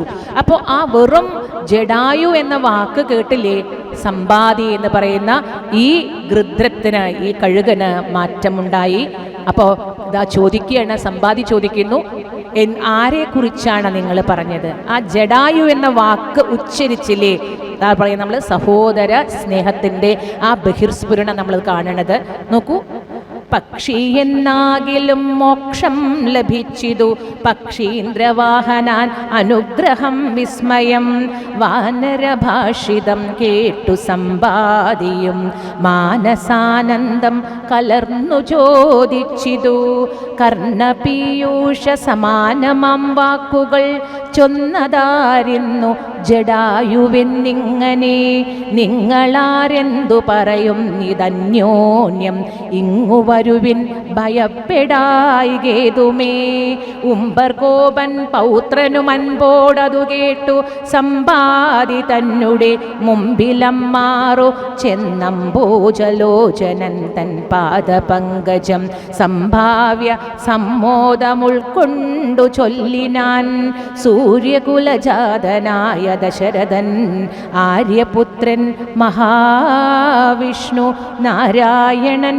പുഷ്കരനേത്രനാം രാമൻ തിരുവടി, ലക്ഷ്മണനായ സഹോദരനും നിജലക്ഷ്മിയാം ജാനകിയോടും തപസ്സിനായി പുക്കിതു കാനനം താതാജ്ഞയാ പുരാ, കട്ടുകൊണ്ടിടിനാൻ തൽക്കാലമെത്രയും ദുഷ്ടനായുള്ള ദശമുഖൻ സീതയെ, ലക്ഷ്മണനും കമലേക്ഷണനും പിരിഞ്ഞ ക്ഷോണിപുത്രി മുറയിട്ടതു കേട്ടു തൽക്ഷണം ചെന്നു തടുത്തു യുദ്ധം ചെയ്താൻ, അക്ഷണദാചരനോടു ജഡായുവം പക്ഷിപ്രവരനതിനാൽ വലഞ്ഞൊരു രക്ഷോവരൻ, നിജചന്ദ്രഹാസം കൊണ്ടു പക്ഷവും വെട്ടി അറുത്താനതു നേരം, പക്ഷീന്ദ്രനും പതിച്ചാൻ ധരണീതലേ, ഭർത്താവിനെ കണ്ടു വൃത്താന്തമൊക്കവേ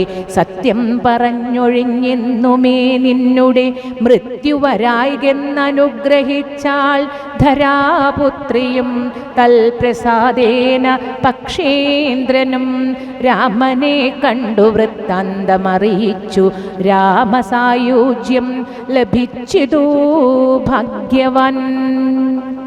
അവിടെ പറയുന്നു, എന്താ പറയണത്? ജഡായുവിൻ്റെ ചരിത്രത്തെ അവിടെ പറയുന്നു. ജഡായു സീതാദേവിയെ കട്ടുകൊണ്ടുപോകുന്ന സമയത്ത് ആ രാവണനോട് എതിരിട്ട് ആ തേരിനെയും അതുപോലെ രാവണനെയും ഒക്കെ നിലത്തിറക്കി ആ തേരിൻ്റെ എല്ലാ ഭാഗങ്ങളെയും തൻ്റെ ചിറകുകൾ കൊണ്ട്, പക്ഷം എന്ന് പറയല്ലേ, പക്ഷങ്ങളെ കൊണ്ട് വലിയ ചുഴലിക്കാറ്റ് പോലെയാണ് എന്ന് പറയാം ആ പക്ഷങ്ങൾ അടിച്ചപ്പോൾ. അതുകൊണ്ട് അതിഭീകരമായി രാവണനെ എതിരിട്ട് രാവണന്റെ തേരിനെ ആ നിലത്തിറക്കുന്നുണ്ട്. രാവണൻ ആ സീതാദേവിയെ കൊണ്ട് താഴെ ഇറങ്ങണു. അപ്പൊ വീണ്ടും ഇതാ ജഡായു ആക്രമിക്കാൻ തുടങ്ങുമ്പോഴാണ് രാവണൻ എന്ത് ചെയ്യണത്? ചന്ദ്രഹാസം കൊണ്ട് ആ പക്ഷങ്ങളെ, പക്ഷിയുടെ ഏറ്റവും വലിയ ബലം എന്താണ്? പക്ഷങ്ങളാണ്. അതുകൊണ്ട് ആ പക്ഷങ്ങളെ അങ്ങോട്ട് ഇരിഞ്ഞു വീഴ്ത്തണു അല്ലേ? ആ പക്ഷങ്ങളെ ഇരിഞ്ഞു വീഴ്ത്തിക്കൊണ്ട് അതാ ആ ജഡായു അവിടെ വീഴണു. എന്നിട്ട് വേറൊരു രഥത്തെ തൻ്റെ സങ്കല്പം കൊണ്ടുണ്ടാക്കിയിട്ട് വേഗം എന്ത് ചെയ്യുന്നു? ഈ സീതാദേവിയെയും കൊണ്ട് പോവുകയാണ് ആകാശമാർഗത്തിൽ. അപ്പൊ ജാനകി ദേവി ഇതാ ഇവളെ, ഈ കുട്ടി അല്ലെങ്കിൽ ഈ ജഡായുവിനെ എന്ത് ചെയ്യണു? അനുഗ്രഹിക്കുകയാണ്. അനുഗ്രഹിച്ചിട്ട് പറഞ്ഞു, നീ നിന്റെ ഈ ശരീരത്തിൽ നിന്ന് എപ്പോഴേ ജീവൻ വിടുള്ളൂ. രാമനെ കാണുമ്പോൾ, ശ്രീരാമചന്ദ്രസ്വാമിയെ കാണുമ്പോഴേ ഉള്ളൂ രാമ അനുഗ്രഹത്താൽ നിനക്ക് മോക്ഷം ലഭിക്കട്ടെ എന്ന് പറഞ്ഞു. അങ്ങനെ മോക്ഷം ലഭിച്ച ഭാഗ്യവാനാണ് ആര്? ജഡായു. രാമൻ തന്നെ തൃക്കരങ്ങളെ കൊണ്ട് ആ മുറിവുകളിൽ തലോടി പോരാ, എന്തും ചെയ്തു. ശ്രീരാമേന്ദ്രസ്വാമി തന്നെ ഇയാൾക്ക് എന്ത് ചെയ്യണു? മോക്ഷത്തെ നൽകി ഉദകക്രിയ ചെയ്തു. എന്തു കൊടുത്തു എന്നർത്ഥം? തിലോദകം പോലെ ഉദകത്തെ കൊടുക്കുകയാണ് അല്ലെ? എന്തായിരുന്നു കൊടുത്തത്? താൻ ഭക്ഷിക്കുന്നതാണ് ആർക്ക് കൊടുക്കേണ്ടത്? അവർക്ക് കൊടുക്കേണ്ടത്. അതുകൊണ്ടൊരു മാംസഗണ്ഡത്തെ എടുത്ത് ഇതിലെ വെച്ചുകൊണ്ട് പക്ഷികൾ കഴിക്കട്ടെ, ആ പക്ഷി രൂപത്തിൽ ആർക്കെടുക്കാം? ജഡായുവിനെടുക്കാം എന്ന് പറഞ്ഞുകൊണ്ട് ആ ഉദകക്രിയ ചെയ്ത് മോക്ഷത്തെ നൽകിയതാണ്. ആ ശ്രീരാമേന്ദ്രസ്വാമിയുടെ സമ്പർക്കം കൊണ്ട് സാധിച്ചതാണ് എന്നത് ഇവർ പറഞ്ഞു വെക്കണു. ഇത് കേട്ടതും കണ്ണുനീർ ധാരധാരയായിട്ട് സമ്പാദി വാർക്കണു. എന്നിട്ട് പറയണു, ആ ജഡായുവിൻ്റെ വാക്കുകളെ കേട്ടാണ് പിന്നീട് എവിടെ എവിടേക്ക് പോകുന്നത്? ഇതാ കിഷ്കിന്ധയിലേക്ക് വരുന്നതും സുഗ്രീവനോട് സഖ്യം ചെയ്യണതും ബാലിയെ അതുപോലെ ഇല്ലായ്മ ചെയ്യണതും ഒക്കെ ഇങ്ങനെയാണ്. അങ്ങനെ ഞങ്ങൾ എന്ത് ചെയ്യണു? ഈ സുഗ്രീവന്റെ ആജ്ഞപ്രകാരമാണ് ഇപ്പോൾ എവിടെ എത്തിയിരിക്കുന്നത്? ഇവിടെ എത്തിയിരിക്കുന്നത് ഇതാ ഞങ്ങൾ സീതാദേവിയെ അന്വേഷിച്ചു കൊണ്ടുപോകുകയാണ്. ആ കാണാൻ കഴിയില്ല എന്നതും ദിവസം ഇവിടെ തീരാറായി എന്നുള്ളത് കൊണ്ട് സുഗ്രീവന്റെ അടുത്തേക്ക് തിരിച്ചു ചെന്നാൽ ഞങ്ങൾക്ക് മൃത്യുവായിരിക്കും ഫലം. കാരണം അത്രയ്ക്കാണ് സുഗ്രീവാജ്ഞ. അത് നടപ്പിലാക്കാതെ ചെന്നാൽ അങ്ങോട്ട് ചെല്ലാതിരിക്കുകയാണ് ഭേദം.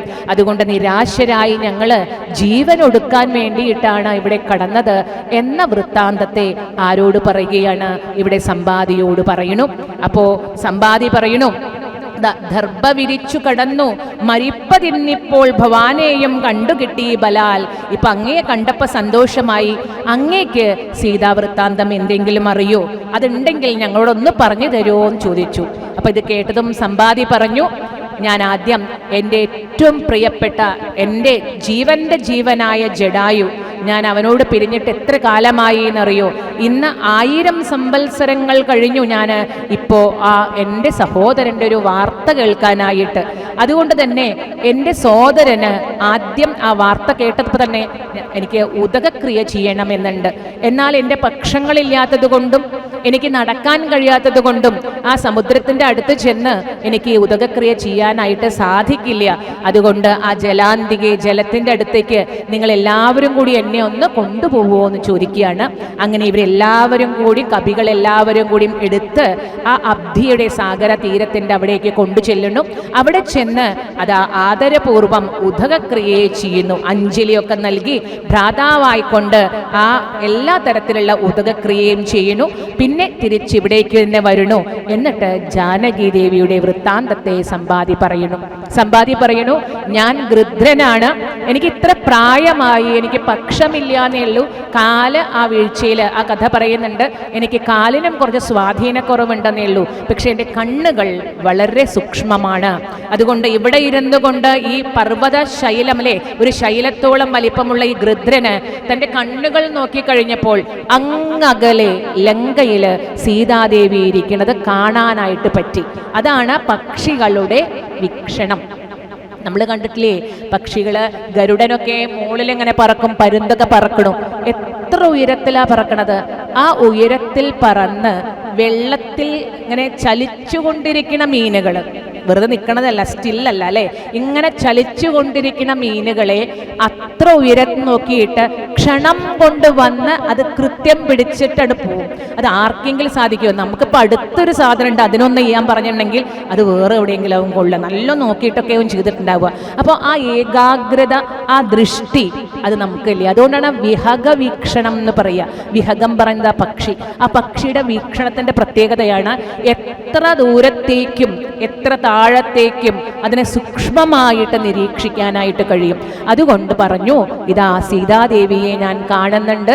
ആ ശിംശപാവൃക്ഷത്തിന്റെ ചുവട്ടിലായിട്ട് സീതാദേവിയുണ്ട്. ത്രികൂടാചലത്തിലാണ് ലങ്കയിൽ, ഇവിടുന്ന് കുറച്ചങ്ങോട്ട് 100 യോജന അകലെയാണ് ലങ്ക. ആ ലങ്കയിൽ ത്രികൂടാചലമുണ്ട്. ആ ത്രികൂടാചലത്തില് ദാ 2 രാക്ഷസന്മാരെ ഒപ്പിരുത്തി, രാക്ഷസിമാരെ ഒപ്പം ഇരുത്തി അവിടെ സീതാദേവി ഇരിക്കുന്നുണ്ട്. ആ കാഴ്ചയെ ഞാൻ കാണുന്നു എന്ന് ഇതാ പറഞ്ഞു. സന്തോഷമായി. കാരണം എന്താ? തങ്ങളുടെ ജീവൻ വേർപെടാനായിട്ട് നിശ്ചയിച്ച ആളുകളാണ്. ഇനിയിപ്പോൾ എവിടെയാണ് എന്നറിഞ്ഞൊരു വൃത്താന്തത്തെ കേട്ടു, അല്ലേ? സമ്പാദി മുഖാന്തരമായിട്ട് അത് കേട്ടു. അതുകൊണ്ട് പറയണു, സോദരനെ കൊന്ന ദുഷ്ടനെ കൊല്ലണം, ഏതൊരു ജാതിയും പക്ഷവുമില്ലമേ. എന്നിട്ട് സമ്പാദി പറഞ്ഞു, തീർച്ചയായും ഈ വൃത്താന്തത്തെ ഞാൻ അറിഞ്ഞു. എൻ്റെ ജടായുവിനെ കൊന്ന ആ രാവണനെ തീർച്ചയായും കൊല്ലണം, കാരണം എൻ്റെ ഭ്രാതാവിനെ കൊന്നതാണ്. അതുകൊണ്ട് നിങ്ങൾ ഈ സമുദ്രത്തെ കടക്കണം. പിന്നെ രഘൂത്തമൻ വന്ന് രാവണനെയും നിഗ്രഹിക്കും എന്ന് പറയാണ്. എന്നിട്ട് പറയണു, ഇത് 100 യോജനം 100 യോജന വിസ്തൃതമാണ്. അവിടേക്ക് ചെന്നാൽ ലങ്കാപുരമുണ്ട്. ആ ലങ്കാപുരത്തിൽ വൈദേഹിയെ കണ്ട് ഇപ്പുറത്തേക്ക് ആ വാർത്തയെ, വൃത്താന്തത്തെ പറഞ്ഞോളൂ എന്ന് പറഞ്ഞ് സമ്പാദി തൻ്റെ പൂർവ്വ വൃത്താന്തത്തെ കൂടി, ആ കഥയെ കൂടി അവിടെ പറയുകയാണ്. അപ്പോൾ എങ്ങനെയാണ് സത്സംഗം? ഇവിടെ ജീവൻ, അല്ലേ, നശിച്ചു പോവാനായിട്ട് തീരുമാനം എടുക്കുമ്പോൾ പോലും പ്രതീക്ഷ ജീവിതത്തിൽ പ്രധാനമാണ്. സമ്പാദിയാണ് എന്ത് പ്രതീക്ഷയുടെ രൂപമായിട്ട് മുന്നിലേക്ക് വരുന്നത്. ഒന്നുമില്ല എന്ന് കാണുന്ന സമയത്താണ് ചെറിയൊരു പ്രതീക്ഷയായിട്ട് സമ്പാദ്യം വരുന്നത്, പൂർണ്ണതയിലേക്ക് പ്രാപിക്കുകയാണ് ചെയ്യുന്നത്. അതാണ് ജീവിതത്തിൽ അനവധി പ്രയാസങ്ങൾ വന്നു ചേർന്നാലും എത്ര ചാലഞ്ചസ് വന്നാലും നമ്മൾ എന്തിൽ വെക്കണം? ഒരു പ്രതീക്ഷയിൽ അവിടെ വെക്കണം. ആ പ്രതീക്ഷയിൽ എന്തുണ്ടാവണം? ഉത്തമ വിശ്വാസം വേണം. കാരണം ഇനി നമ്മുടെ സമ്പാദിയുടെ കഥ പറയുമ്പോൾ നമുക്ക് കൃത്യമായിട്ട് വരും. ഭക്തനാണ് ആര്? സമ്പാദി. ജടായും ആരാണ്? ഭക്തനാണ്. എന്താ ഭക്തൻ? എന്താണ് പ്രത്യേകത? ഭക്തിയുടെ പ്രത്യേകത എന്താ? ഭക്തി ഉള്ളവരെയാണ് നമ്മൾ എന്ത് പറയുക? ഭക്തൻ എന്ന് പറയുക. അപ്പൊ എന്താ ഭക്തി? നമുക്ക് ഭക്തി ഉണ്ടോണെങ്കിൽ ഭക്തി എന്താന്ന് പറയണ്ടേ? എന്താ ഭക്തി എന്ന് പറഞ്ഞാൽ എങ്ങനെയാ ഭക്തി ഉണ്ടാവുക? ഈ ഭക്തി എന്നുള്ളത് യഥാർത്ഥത്തിൽ എന്താണ്? നമുക്ക് എങ്ങനെ ഉണ്ടാക്കിയെടുക്കാം, ഇല്ലെങ്കിൽ എങ്ങനെ ഉണ്ടാക്കിയെടുക്കുക എന്നുള്ളതുണ്ട്. ഭക്തിയുടെ ഒരു പ്രത്യേകത, ഭക്തി ഉണ്ടാവണമെങ്കിൽ ശ്രദ്ധ ഭക്തി അനുക്രമിഷ്യതി എന്നാണ് പറയുക. ശ്രദ്ധ ഭക്തി അനുക്രമിഷ്യതി. എന്താ അതിൻ്റെ അർത്ഥം? ശ്രദ്ധയുണ്ടെങ്കിൽ അതിൻ്റെ പിന്നാലെ എന്ത് വന്നോളും? ഭക്തി ഉണ്ടായിക്കോളും എന്ന് പറയും. ശ്രദ്ധ പറഞ്ഞ എന്താ? നമ്മളിപ്പോൾ ആ പറയുന്ന കാര്യങ്ങളെല്ലാവരും ശ്രദ്ധിച്ച് കേൾക്കുന്നുണ്ട്. അതാണോ ശ്രദ്ധ? നമ്മൾ ഉപയോഗിക്കുന്ന വാക്ക് ശ്രദ്ധ അതിനാണ്. നല്ല ശ്രദ്ധിച്ച് കേൾക്കേണ്ട, വേറെ ഒന്നും ചെയ്യണില്ല. നല്ല ശ്രദ്ധയുണ്ട് എല്ലാവർക്കും. ഞാനിത് കഴിഞ്ഞിറങ്ങാം പ്രഭാഷണമൊക്കെ പറയുമ്പോൾ എല്ലാവരും നല്ല ശ്രദ്ധിച്ച് കേൾക്കുന്നുണ്ടായിരുന്നു എന്ന് പറയുമ്പോൾ ശ്രദ്ധ. ആ ശ്രദ്ധയല്ല ആത്മീയപരമായിട്ടുള്ള ശ്രദ്ധ എന്നുള്ളത്. എന്താണ് ശ്രദ്ധ എന്ന് പറഞ്ഞാൽ?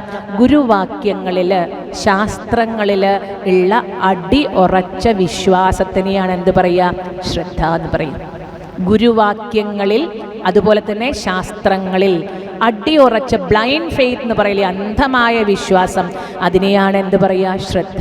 ആ ശ്രദ്ധയുണ്ടെങ്കിൽ ശ്രദ്ധ ഭക്തിരനുക്രമിഷ്യതി. എന്തുവരും? ഭക്തി പുറകെ വന്നോളും. തുടക്കം നോക്കൂ, വാൽമീകി എന്താ ചെയ്യണത്? സപ്തഋഷികളിൽ ചെറിയൊരു ശ്രദ്ധയുണ്ടായി. എന്താണ് ശ്രദ്ധ? സപ്തഋഷികൾ പറഞ്ഞു, വീട്ടിൽ പോയി ചോദിച്ചു വന്നോളൂ, ഞങ്ങൾ ഇവിടെ നിൽക്കാം. സാധാരണ രീതിയിൽ ഒരു ചോരനാണ്, തട്ടിപ്പറിക്കുന്ന ആളാണെങ്കിൽ നിങ്ങളുടെ വാക്കൊന്നും അങ്ങനെ വിശ്വാസമില്ല, എന്നിൽ നിന്ന് രക്ഷ നേടാനല്ലേ, ഞാനിവിടെ പോയാൽ നിങ്ങളോട് പോകും എന്ന് പറയും അല്ലേ. പക്ഷേ ഇയാൾ അതെന്ത് ചെയ്തില്ല? വിശ്വസിച്ചു. എന്താ പറഞ്ഞത്? താൻ അന്വേഷിച്ചു വരുന്നവരെ സപ്തഋഷികൾ അവിടെ ഉണ്ടാവും. അതാണ് ഭക്തിയുടെ ആദ്യത്തെ സ്ഫുരണം. ആ പറയുന്ന ആളുകളിൽ, ഋഷിമാരിലുള്ള വിശ്വാസം. ഇനി നമുക്ക് സമ്പാദി ഭക്തനാണോ എന്നറിയണമെങ്കിൽ നോക്കാം. സമ്പാദിക്ക് എന്താണ് വിശ്വാസമായിട്ടുണ്ടായിരുന്നത്?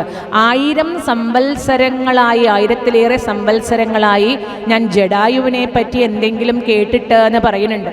അപ്പോൾ ജടായുവുമായിട്ട് പിരിയാനുള്ള സന്ദർഭം എന്തായിരുന്നു എന്ന് പറയണു. എന്നിട്ട് ഈ 1000 സംവത്സരക്കാലം ഇവിടെ കാത്തു കഴിയാൻ എന്താണ് കാരണം? അവിടെയാണ് എന്ത് പറയുക? ഭക്തി എന്നുള്ള ഭാവം വരുന്നത്.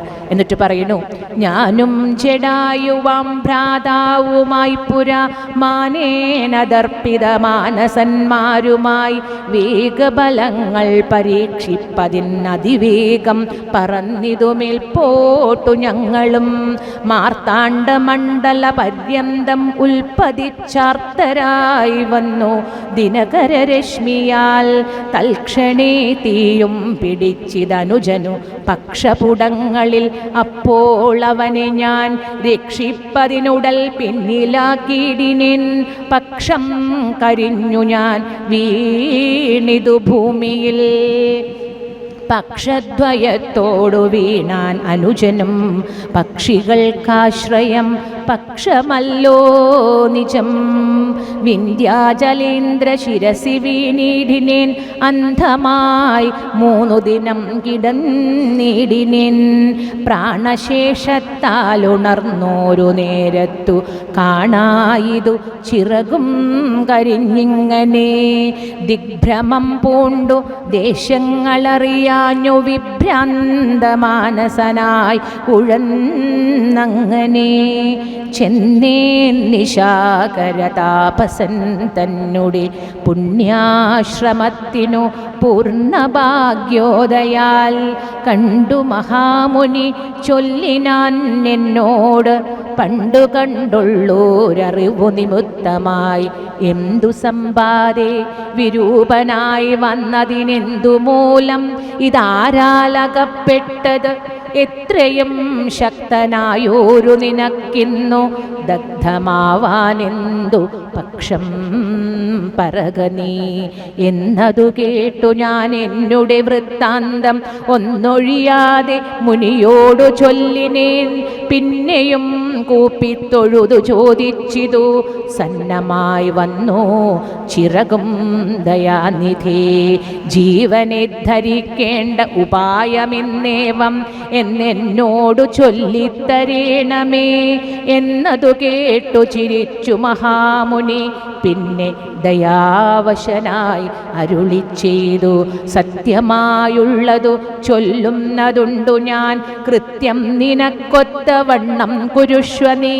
ദേഹം നിമിത്തമീ ദുഃഖമറിക നീ. ദേഹമോർക്കിൽ കർമ്മസംഭവം നിർണയം. ദേഹത്തിലുള്ളോരഹം ബുദ്ധി കൈക്കൊണ്ടു മോഹാദഹങ്കൃതി കർമ്മങ്ങൾ ചെയ്യുന്നു. മിഥ്യയായുള്ളോരവിദ്യാസമുത്ഭവ വസ്തുവായുള്ളെന്നഹങ്കാരമോർക്ക നീ. ചിച്ഛായയോടു സംയുക്തമായി വർത്തതേ തപ്തമായുള്ളോരയ പിണ്ടവത്സദാ. തേന ദേഹത്തിനു താതാത്മ്യയോഗേന താനൊരു ചേതനവാനായി ഭവിക്കുന്നു. ദേഹോഹമെന്നുള്ള ബുദ്ധിയുണ്ടായി വരും ആഹന്തനൂനം ആത്മാവിനു മായയാ. ദേഹോഹമദ്യൈവ കർമ്മകർത്താഹമിത്യാഹന്ത സങ്കൽപ്യ സർവദാ ജീവനും കർമ്മങ്ങൾ ചെയ്തു ഫലങ്ങളാൽ ബദ്ധനായി സമ്മോഹമാർന്നു ജനനമരണമാം സംസാര സൗഖ്യ ദുഃഖാദികൾ സാധിച്ചു ഹംസപദങ്ങൾ മറന്നു ചമയുന്നു. അവിടെ ജഡായുവും സമ്പാദിയുടെയും പൂർവ്വചരിത്രത്തെ പറ്റി പറയുകയാണ്. ഞാനും ജഡായുവും സഹോദരന്മാരായിരുന്നു. ഞങ്ങളുടെ ശക്തിയിൽ ഞങ്ങൾക്ക് നല്ല അഹങ്കാരമായിരുന്നു. കാരണം നല്ല ബലമുണ്ട് രണ്ടാൾക്കും. അതുകൊണ്ട് ഒരിക്കലും ഞങ്ങളൊരു മത്സരം വെച്ചു. എന്തായിരുന്നു മത്സരം? ആരാണ് ഏറ്റവും കൂടുതൽ ഉയരത്തിൽ പറക്കുക. അങ്ങനെ ഉയരത്തിൽ പറന്ന് ഞങ്ങൾ എവിടെ എത്തി? സൂര്യമണ്ഡലത്തിലെത്തി. അവിടെ എത്തിയപ്പോഴേക്കും ഞാൻ കണ്ടു. എന്താണ് കണ്ടത്? ഈ പറക്കുന്ന വേഗതയിൽ ജഡായു അത് ശ്രദ്ധിച്ചിട്ടില്ല. എന്താണ്? ജഡായുവിൻ്റെ ചിറകിലേക്ക് എന്ത് വരുന്നു? ആ തീ അല്ലെ, ആ ശക്തി കൊണ്ട്, ആ ചൂടിൻ്റെത് കൊണ്ട് പക്ഷം ഇങ്ങനെ കത്താനായിട്ട് തുടങ്ങണ പോലെ സമ്പാദി കണ്ടു. സമ്പാദി കണ്ടതും വേഗം എന്ത് ചെയ്യണു? അതിനേക്കാൾ മുകളിൽ പകർന്നുകൊണ്ട് പറന്ന് ആ ജഡായുവിനെ തൻ്റെ ചിറകിൻ്റെ താഴെയാക്കണം. ഇതൊന്നും ആരും അറിയണേയില്ല. ശരിക്കും പറഞ്ഞാൽ ജഡായു അറിയണേയില്ല. അങ്ങനെ ജഡായുവിനെ തൻ്റെ പക്ഷത്തിന് കീഴിലാക്കിക്കൊണ്ട് സഞ്ചരിച്ച്, പക്ഷേ കുറച്ച് കഴിഞ്ഞപ്പോഴേക്കും എന്തായി? തൻ്റെ രണ്ട് ചിറകുകളും കരിഞ്ഞ് താൻ അത്രയും ഉയരത്തിൽ നിന്ന് താഴെ അങ്ങോട്ട് വീണു. കഥ കഴിഞ്ഞു എന്ന് വിചാരിച്ചതായിരുന്നു. പക്ഷേ എന്തായി? ജീവൻ ബാക്കിയായി. പക്ഷങ്ങൾ അന്ന് കരിഞ്ഞു പോയതാ. ഞാൻ ദുഃഖിച്ചുകൊണ്ട് വീണത് ഒരു മുനിയുടെ ആശ്രമ പരിസരത്തായിരുന്നു. കാല് ആ വീഴ്ചയിൽ എന്തായിപ്പോയി? സഹിക്കാൻ കഴിയാത്ത വേദനയായിപ്പോയി, നടക്കാനായിട്ട് കഴിയാത്ത പോലെയായി. അപ്പോൾ ചോദിക്കുകയാണ്, ഇതാ ആശ്രമത്തിൽ നിന്ന് അദ്ദേഹം വന്നു. നിശാകരമുനി, ചന്ദ്രമസ് എന്നും അദ്ദേഹത്തിന് പേരുണ്ട്, വേറെ ചന്ദ്രമസ് എന്നുള്ളതൊക്കെയാണ്. നിശാകരമുനി വന്നു. സമ്പാദിയെ അറിയണോണ്ട് ചോദിച്ചു, അല്ല സമ്പാദിയെ നിനക്ക് എന്താ പറ്റിയത് എന്ന് ചോദിച്ചു. ഉടനെ തന്നെ സമ്പാദി പറഞ്ഞു, ഈ വൃത്താന്തത്തെ പറഞ്ഞു. ഞാനും അനിയനുമായിട്ട് ഇങ്ങനെ മേൽപോട്ട് ഉയർന്നതാണ്, പക്ഷങ്ങൾ കരിഞ്ഞിവിടെ വീഴ ഉണ്ടായത് എന്ന് പറഞ്ഞു. അപ്പോൾ അവിടെ വെച്ച് എന്നിട്ട് പറയണു സമ്പാദി, എനിക്ക് എൻ്റെ ഈ ജീവനെ വെടിയാൻ എന്താണ് ചെയ്യുക? എനിക്കിത് സഹിക്കാനായിട്ട് പറ്റുന്നില്ല. കാരണം കരിഞ്ഞ ചിറകുകൾ എന്നെ വല്ലാതെ വേദനിപ്പിക്കുന്നു. മാത്രവുമല്ല എനിക്ക് എൻ്റെ കാലുകൊണ്ട് നടന്നിട്ട് ഇര തേടാനായിട്ടും പറ്റണില്ല. അപ്പം നമുക്ക് ഭക്ഷണം കഴിക്കാൻ പറ്റില്ലെങ്കിൽ ദേഹം തന്നെ എന്തായിട്ട് മാറും? ഇന്ന് നമ്മൾ ഭ്രമിച്ചിരിക്കുന്ന ദേഹം കുറച്ച് കഴിയുമ്പോൾ നമ്മുടെ എന്തായിട്ട് മാറും? ഏറ്റവും വലിയ ശത്രുവായിട്ട് മാറും. ഇന്ന് നമ്മൾ ഏറ്റവും ഇഷ്ടപ്പെടുന്നത് ഏതാണ്? നമ്മുടെ ദേഹത്തെയാണ്. കാരണം അത് നമ്മൾ ആഗ്രഹിക്കുമ്പോഴേക്കും നമ്മുടെ വേണ്ടോടത്ത് എത്തിക്കുന്നുണ്ട്. എവിടേക്കാണ് പോകണ്ടെച്ചാൽ അവിടേക്ക് നമ്മുടെ ദേഹം തുള്ളിച്ചാടി അല്ലെങ്കിൽ നടന്നുകൊണ്ടൊക്കെ എത്തിക്കാനായിട്ട് പറ്റുന്നുണ്ട്. അപ്പം നമുക്ക് ദേഹത്തിനോട് ഭയങ്കര ഭ്രമമായിരിക്കും. എന്നാൽ ഈ ദേഹത്തിനോട് ഒരു ഭ്രമം ഉണ്ടാവില്ല. എപ്പോഴത് ഈ ദേഹം നമുക്ക് എതിരായിട്ട് അങ്ങോട്ട് നിന്ന് നമ്മൾ ബെഡ് റിഡനായിട്ട് കിടക്കുക വിചാരിക്കൂ. അപ്പം നമ്മൾ എന്താ പറയുക? എത്ര കാലമായി ഞാൻ കിടക്കണു, ഈ ജീവനൊന്നും ഈ ശരീരത്തിൽ നിന്ന് പോണില്ലല്ലോ ഈശ്വര എന്ന് പറയുന്നു. അവിടെയാണ് എപ്പോഴാണ് വൈരാഗ്യം വരിക? ദേഹത്തിനോട് അങ്ങോട്ട് വൈരാഗ്യം വന്ന് ഈ ജീവൻ ഇതിൽ നിന്ന് വേർപെട്ടാൽ മതി നമ്മൾ ആഗ്രഹിക്കും. അപ്പൊ ദേഹോഹം എന്ന മോഹമാണ്, അല്ലെങ്കിൽ ദേഹമാണ് താൻ എന്ന ഒരു ചിന്തയാണ് സമ്പാദി നിന്നെ എന്താക്കി മാറ്റണത്, ഇത്ര ദുഃഖം നിനക്ക് ഉണ്ടാക്കണത് എന്ന് പറയാണ്. അതുകൊണ്ട് ദേഹം നിമിത്തം ഈ ദുഃഖം എന്ന് നീ അറിയൂ എന്ന് പറയാണ്. ദേഹമാണെങ്കിൽ എങ്ങനെ ലഭിക്കണതാണ്? എങ്ങനെയാ ദേഹം ലഭിക്കുന്നത്? കർമ്മസംഭവമായിട്ടാണ് ലഭിക്കുന്നത് എന്ന് പറയുന്നു. കർമ്മം ചെയ്യണതിനനുസരിച്ചാണ് നമുക്ക് ദേഹം. ഏത് കർമ്മമാണോ നമ്മൾ ചെയ്തത്, ആ കർമ്മം നമ്മൾ അവസാനം എന്താണോ നമ്മൾ ആഗ്രഹിച്ചുകൊണ്ട് മരിക്കണത്, ആ ആഗ്രഹത്തെ പൂർത്തീകരിക്കാനായിട്ട്, ആ കർമ്മങ്ങളെ പൂർത്തീകരിക്കാനായിട്ട് ഉതകുന്ന രീതിയിലുള്ള ഒരു ദേഹമാണ് അടുത്തത് കിട്ടുക. അതാണ് കൃപ കൂടാതെ പീഡിപ്പിച്ചിടുന്ന കൃപൻ ചത്ത് കൃമിയായി പിറക്കുന്നു. പൂന്താനം പാടിയില്ലേ? എന്താ പാടിയത്? കൃപ കൂടാതെ, ഒരു കൃപയില്ലാണ്ട് എല്ലാവരെയും പീഡിപ്പിക്കുന്ന ആളാണോ ആ നൃപനാണെങ്കിൽ കൂടി അയാളെ പിന്നീട് ഏത് രൂപമായിരിക്കും? കൃമിയുടെ രൂപമായിരിക്കും.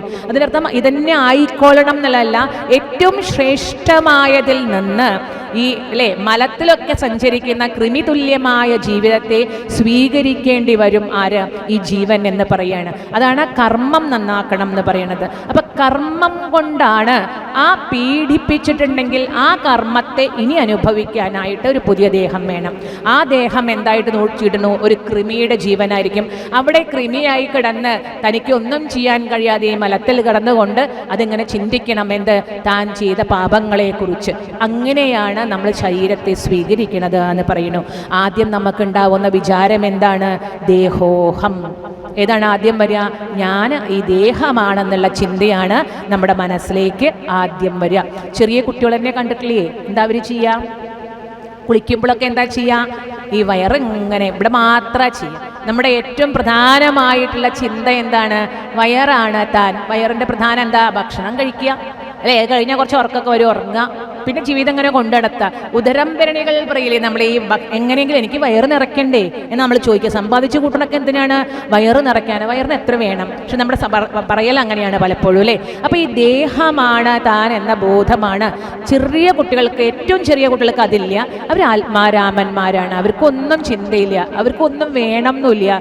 ഒറ്റയ്ക്ക് കടന്ന കൈകാല് കടഞ്ഞിട്ട് ഇങ്ങനെ ചിരിക്കിന് കാണാം. അവരെ ചിരിപ്പിക്കാനായിട്ട് ആരും വേണമെന്നൊന്നുമില്ല. നമ്മൾ പേടിപ്പിക്കുക ചിലപ്പോൾ ചെയ്യുക, ചെന്നിട്ട് വല്ലാണ്ട് കാട്ടുമ്പോൾ കുട്ടി കരയുക ചെയ്യുക ചിലപ്പോൾ. അല്ലാതെ തന്നെ സ്വയം എന്ത് ചെയ്യും? ചിരിച്ചുകൊണ്ട് ഇങ്ങനെ കിടക്കണത് കാണാം. അപ്പോൾ ആ ചിരി ഉണ്ടാക്കുന്നത് ആത്മാരാമൻ എന്നാണ് പറയുക അവര്. എന്ത് ചെയ്യും? ആത്മാരാമൻ പറഞ്ഞാൽ സ്വയം തന്നിൽ രമിക്കുക. നമുക്ക് രമിക്കാൻ കഴിയാത്തത് ആരില്ല? നമ്മളില്ല. നമ്മളെന്താ ചെയ്യുക? ഒരു 2 ദിവസം വീട്ടിലിരുന്നപ്പോൾ മഴയായിട്ട് പുറത്തേക്ക് ഇറങ്ങാൻ പറ്റില്ല, പറയും 2 ദിവസമായിട്ട് വീട്ടിലേക്ക് ഒരാളെയും കാണാൻ പറ്റില്ല, ഒന്നും വർത്താനം പറയാനും പറ്റില്ല, നാളെ പുറത്ത് ചാടിയില്ലെങ്കിൽ എൻ്റെ കാര്യം കഷ്ടമാണ് അല്ലേ. കാരണം എന്താ? എനിക്ക് ഏറ്റവും ഇഷ്ടമില്ലാത്തത് ആരെയാണ്? അങ്ങനെ നോക്കുമ്പോൾ രസിപ്പിക്കാൻ കഴിയാത്തത് എന്നെയാണ്. ബോറടിക്കണോ പറയാറില്ലേ നമ്മൾ? ആരായി ബോറടിപ്പിക്കണം? ഞാൻ എന്നെ ബോറടിപ്പിക്കണം. അപ്പോൾ എന്നെ രസിപ്പിക്കുന്നതൊക്കെ ആരാണ്? പുറത്തുള്ള ആളുകളാണ് എന്നർത്ഥം. അപ്പോൾ പലപ്പോഴും ഉള്ളിലുള്ള ഈ ആത്മസ്വരൂപത്തെ കാണാതെ, അതുകൊണ്ടാണ് മുനിമാരൊക്കെ എന്ത് പറയണത്? സ്വയം നോക്കൂ, തന്നിലേക്ക് നോക്കൂ, അതിൻ്റെ ഉള്ളിലുണ്ട് യഥാർത്ഥ ആനന്ദം. അത് നമ്മളറിയാതെ കസ്തൂരി മാനിനെ പോലെ ഈ കസ്തൂരിയുടെ ഗന്ധം എവിടെ നിന്നാണ് വരണമെന്നറിയാണ്ട് ആ മാൻ ഇങ്ങനെ എല്ലാവരെയും അന്വേഷിക്കുക. എന്നാൽ യഥാർത്ഥത്തിൽ എവിടെയാണ്? തൻ്റെ ഉള്ളിലുള്ള വസ്തുവാണ് ഈ കസ്തൂരി എന്ന് ആരും അറിയണില്ല, ഈ മാൻ അറിയണില്ല. അതേപോലെ നമ്മൾ ഓരോരുത്തരും യഥാർത്ഥ സുഖം നമ്മുടെ മനസ്സിലാണ് എന്നറിയാതെ നമ്മൾ എന്ത് ചെയ്യുന്നു? പുറത്തേക്ക് നോക്കി നടക്കണു. വൈരാഗ്യമൊക്കെ എപ്പോഴാണ് നമുക്ക് വരിക? ഹോസ്പിറ്റലിലെ ബെഡിൽ ഇങ്ങനെ കടന്ന ഫാൻ ഇങ്ങനെ തിരിയണ കാണാം, വേറൊന്നും ഉണ്ടാവില്ല. മേപ്പിട്ട് നോക്കിയാൽ എന്തുണ്ടാവും? ഫാൻ തിരിയണങ്ങനെ കാണാം. അപ്പം നമുക്ക് ഫിലോസഫിയൊക്കെ വരും. എന്താണ്? അങ്ങനെ ഇങ്ങനെ ഇതാണ് എന്നൊക്കെ. ഇപ്പം നമുക്കതൊന്നും വരാറില്ല. അപ്പം എപ്പോഴാണോ ശരീരത്തിനോടുള്ള വൈരാഗ്യം, വിരക്തി വരുന്നത്, ആ വിരക്തി വരുമ്പോഴാണ് തത്വചിന്ത ഉറയ്ക്കുക. അപ്പം മനസ്സിലാവണോ ഈ ശരീരം ഒന്നുമല്ല താൻ. താൻ എന്ന യഥാർത്ഥ വസ്തു വളരെ ശക്തിയുള്ളത് അല്ലേ, തൻ്റെ ഉള്ളിൽ ആനന്ദ സ്വരൂപമായിട്ട് വിരാജിക്കുന്നതാണ്. ആ ആനന്ദ സ്വരൂപത്തെ ഇല്ലായ്മ ചെയ്യണതാരാ? ഞാൻ എന്ന മനസ്സാണ്. ഈ മനസ്സെന്താ? മനസ്സിന് ചിത്ത്, ബുദ്ധി, അഹങ്കാരം, മനസ്സ്, 4 അന്ധക്കരണം എന്ന് പറയും. മനസ്സ്, ചിത്തം, ബുദ്ധി, അഹങ്കാരം എന്ന് പറയും. അതിൽ ചിന്ത എന്നതിന് എന്താ പറയുക? നമ്മൾ സാധാരണ ചിന്തയെ ഉണ്ടാക്കുക, ചിത്തം എന്ന് പറഞ്ഞാൽ റെക്കോർഡാണ്. ചിത്തം പറഞ്ഞാൽ റെക്കോർഡ് പറഞ്ഞാൽ നമ്മുടെ പൂർവ്വകാലമായിട്ടുള്ള കാര്യങ്ങളെയൊക്കെ റെക്കോർഡ് ചെയ്തിട്ട് കിടക്കുന്നത് ഏത് രൂപത്തിലാണ്? മനസ്സിലുണ്ട് പറയില്ലേ, അത് മനസ്സിൻ്റെ ഏത് ഭാവമാണ്? ചിത്തത്തിലാണ് ഉണ്ടാവുക എന്ന് പറയാം. അതാണ് എല്ലാ കാര്യങ്ങളെയും റെക്കോർഡ് ചെയ്ത് വെക്കുക. അതുകൊണ്ടാണ് ഞാൻ പറഞ്ഞാൽ മരിച്ചാലും മറക്കില്ല എന്നൊക്കെ പറഞ്ഞാൽ ചില ആൾക്കാരുണ്ടാവുമല്ലോ, ചില ആൾക്കാരുടെ ചെയ്തികളും ഉണ്ടാവുമല്ലോ. അതേതാണ്? മരിച്ചാൽ പിന്നെ ആരെങ്കിലും ഓർമ്മിക്കുമോ? എന്നാലും നമ്മൾ പറയണ ഒരു വാക്കുണ്ട്, എന്താ? ഞാൻ മരിച്ചാലും മറക്കില്ല. അതാരാണ് അതിൻ്റെയൊക്കെ സ്റ്റോർ?